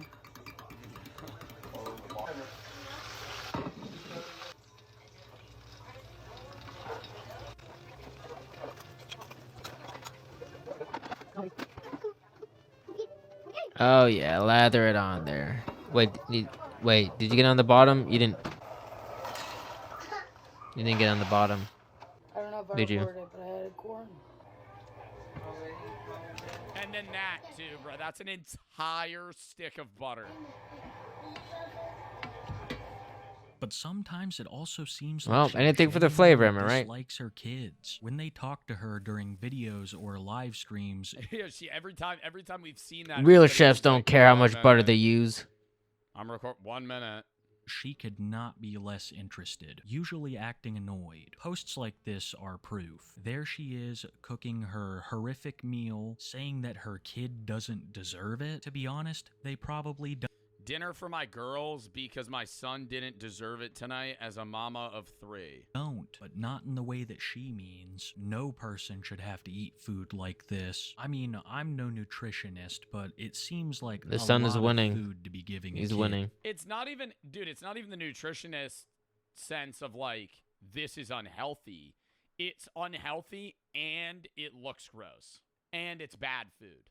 They're all varying ages, and all seem to get the same amount of grub, which still feels like too much, even for the 7-year-old. Yeah, that There stuff have doesn't really also look been that edible. rumors floating around of If you one of couldn't tell from Alex's my, children being taken to the you know, hospital, heavy-ass potentially sarcasm. being diabetic, which it seems like Alex might be. I'm not even joking when I say I've seen her be in the middle of cooking a meal, give herself an injection, then go right back to cooking. I keep saying it, but I believe it. It's a truly awful environment. Not just for Alex's children, but for her pets. Alex also has a bunch of pets. 1 dog. Oh my God. And a couple of rabbits. I never understand that. It's like, dude, it's not even just her. There's so many people that are like, yeah, man, I'm so tired. I'm lazy. I have to take care of this. I'm like, dude, you're sitting there cooking your kid's shit, and then you get like you have like 5 dogs. You have 5 dogs, multiple cats, birds. What are we doing? Why do we just keep adding? Yeah, like how do you have the money to feed 3 kids and then however many pets you have? Like, bro, man. That has to be like genuinely a diagnosable personality-based thing where you just keep The money's just coming out of nowhere like it's a freaking video game, bro. Take care of the tasks you already have, and you just keep giving yourself more. It's like hoarding. It's like hoarding alive things where you're just like, it's like laziness. We saw that. You remember that one body cam video we saw? I'm not relating her to that, but that one body cam video we saw where it was like that woman that had like 25 dogs. I'm like, what are we fucking doing? Now this is just the sweetest wallet. Nothing. GPS trackable. Bro, what are you gonna do with that? Ass pop in my face, You bro. can't take care of them after like 10. You just can't. Let me get another. That'll help. She will just let the rabbits free roam and poop everywhere. Oh my God. The long-awaited house tour. There's just poop on the ground. Dude, you know this house smells like shit. When I adopted, Well, yeah, there's shit everywhere. Not Daisy. When I adopted the everywhere. dog I had prior, It's spread all over the I ground, remember bruh. I was a kid. We got her from the fucking gross. Maybe she uses that as, like, you know, it wasn't from her an ingredients to adoption make center. the It was food. some woman that like raises animals and like sells them, and they. I got that image in my head. Bought because they didn't want it anymore, and we ended up picking it from like some local woman. And we walked inside, and bro, there was just like shit on the floor. Like, not shit meaning stuff, shit like poop. I'm like, this is gross. Same principles of free Like, you're roaming just not cleaning it up. with her dog, and that has had even worse consequences. One of her more infamous TikToks took place when she was outside with her dog. The dog had no leash on, would run into the road and be hit by a car. Thankfully, What? Thankfully surviving, but Alex has openly stated that she never used a leash before. She didn't see the need. The dog is really small, so it's honestly a miracle that it lived. Her bunnies free roam, her dog free roams, and apparently, sometimes the kids do too. I literally, like I said, I will only go 5 minutes. I mean, I really hope she's feeding the dogs, because if not, then it's rabbit season. That's for sure. It's up the street and leave my 7-year-old for like 5 minutes if I'm going just to the gas station for milk or something. But I mean, why not just take him? still bring my 2-year-old and I still bring my 5-year-old because... Like, at what age can you be a home alone for, like, a few hours? Damn, dude. I can't... I always used to have to go to my grandparents. I remember that. I feel like when you're, like, 11... Yeah, like, if you're, like, 11 years old, maybe 10... I think you could be, like, your mom could reasonably be like, I will be back in an hour. Don't die. Like that, at that time. But, like, before then, like, a 7-year-old, I don't know. I remember, I feel like there was a time where when I was in, like, 4th grade where I was home alone for, like, an hour or two. How old are you in 4th grade? Like 9? The way that she treats them is very unusual for someone trying to build a brand. Well, I guess that's not me then, because I spent a lot of time, like, just like basically like watching TV or going outside, you know, while my parents are out. But yeah, you know, that's just me. Because I was privileged in that aspect. Off of family content. And this is most of what she puts out, cooking videos, along with promoting things from her TikTok shop. Recently, one has caught the eye of many people watching her, an exercise device unlike anything I've ever seen. What is this contraption? What?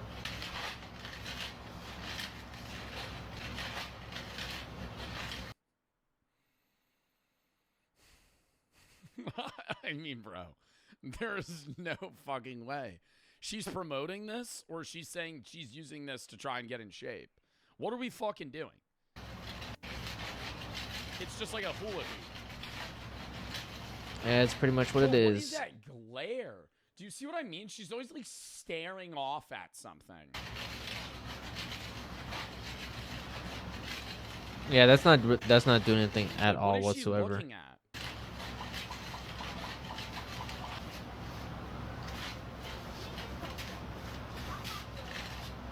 Between this and the horrendous... So do you think she's a stay-at-home mom? Like, I mean, I don't know. But I feel like if she's trying to, like, film all these videos and make Most money likely. and then also, like, promo TikTok shop products... meals, it's no wonder that she went viral on TikTok. Oh, she said she is? Surprisingly enough, Eastern European viewers especially get this. I don't know exactly what languages these are being spoken in the comments, but I assume that this says nothing. Wait, the majority of her audience is in English? Good. And it's not just them, it's most people. Alex does have a very dedicated Bro, fan. and you know, Why? All the European people in the comments are like, this is an Burnt average crust? American. Like, I am so serious.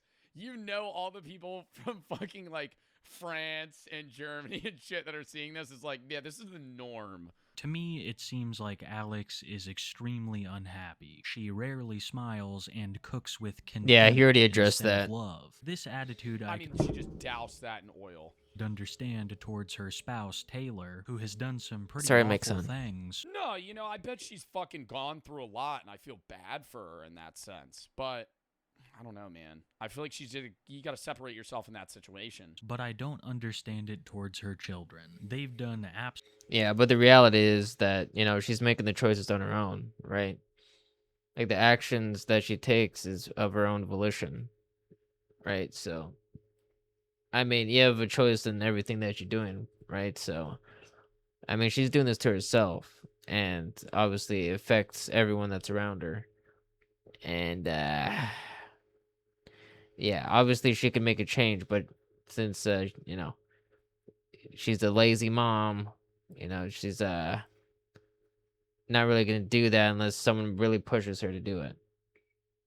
Absolutely nothing to deserve this. And from what I've been able to gather, the state has become involved before and found nothing wrong with the home, but that sadly says a lot, that conditions like this are quite common. As depressing as it is, there are thousands of donut moms out there, but what sets Alex apart is that she has decided to— Bro, I remember I love pocket watching what people buy at the grocery store. It's like a hobby of mine. So when I'm grocery shopping, I'll like look at what other people have. Just out of curiosity, I'm like, what are you buying? Yeah, when I go to the grocery store, I'll look at what people are buying, and there was this one time I went, and this mom had dead ass 25 of the same TV dinners, like stacked up. They were all these like semi-health food based TV dinners, and she just looked fucking depressed. Like she was checking out, and it was just like, dude, they literally just like the whole fucking grocery cart was just full of the same meal. To broadcast it all to the internet. Yeah, I only, like, when I was in construction, you know, because it's a lot of activity, right? You're moving around a lot. And I was basically doing, like, before going to construction, I was basically doing nothing, right? So I went from doing nothing to working construction. You know, a lot of physical activity, wasn't used to it. You know, I started to get hungrier and hungrier, eat lots of food, you know, relying on TV dinners. Like, I really like the Michelinas or the Hungry Man, if you know those brands. Yeah. But I used to have, I used to grab a lot of those, man. It's, I mean, it's pretty good, though, but it's obviously not actually good for you, right? Good for your soul, but not your health, right? But, yeah, it's just better to just buy groceries, buy the ingredients you need, make your food, and, you know, because if you make the food, you actually know what's in it. So, you know, yeah, you just buy the ingredients, make the food, you know that it's actually good for you. And, you know, if you're actually into like tracking foods and weighing it out, you know the foods that you're eating is not gonna like make you gain weight or, you know, cause any like health defects and stuff like that, right? Because that's obviously not what you want. You know, when you're eating food, you don't want anything that's bad going into your body, or else you try to limit that as much as possible. Because as I said, you know, they pretty much inject like preservatives and chemicals and all this stuff, right? And probably, honestly, some steroids too, because you see like in the grocery stores, like real organic, like fruits or vegetables, they're actually smaller than what you see in the grocery aisles, right? But they inject stuff into it to make it bigger and also obviously last longer. And yeah, so as I said, no one's safe. No one's safe. How much longer? I don't know. Occasionally she will go private, but quickly return. She also claims that this is her only form of income. So oh my god, I forgot about that. You remember this person that said they were like the moment I unpause, it's almost done. Adolf Hitler? She doesn't really have an incentive to stop. For now, she seems content making her cooking. Yeah, I don't know. I feel like she has to be doing. Maybe she does act more upset for like the money and I guess like the grabbing factor, but her saying. But yeah, these are good videos. I like watching his videos. Joe Bartolozzi, yeah. He has some good videos that reacts to that I react to, cause I mean it's kind of hard. It's hard to find these videos for me for some reason. I don't know why, but he always has videos that I can react to. So yeah, that's why I have. See, I got even more videos with Joe here. Joe Schmo, Couple Joe. I got a few here. But yeah, I think there's still hours worth of videos here. Well, especially this one, because this one's almost an hour long. But yeah, I'm going to switch over here. And I'm basically going to conclude this stream. Already almost 3 hours into this stream. I want to do some more streaming tomorrow, but I might actually do some gameplay streaming. So decision-based games such as Quarry, the Quarry, and Until Dawn. So you know, if you guys are interested in that, anyone's watching the stream, you know, you can go check that out whenever I post the notification of when I go live on Kick and Twitch on the YouTube post. And I hope you guys enjoyed the experience along with me. These videos are pretty interesting too, you know, always something to learn from, right? But and that being said, I will see you guys in the next one. Take care, everyone.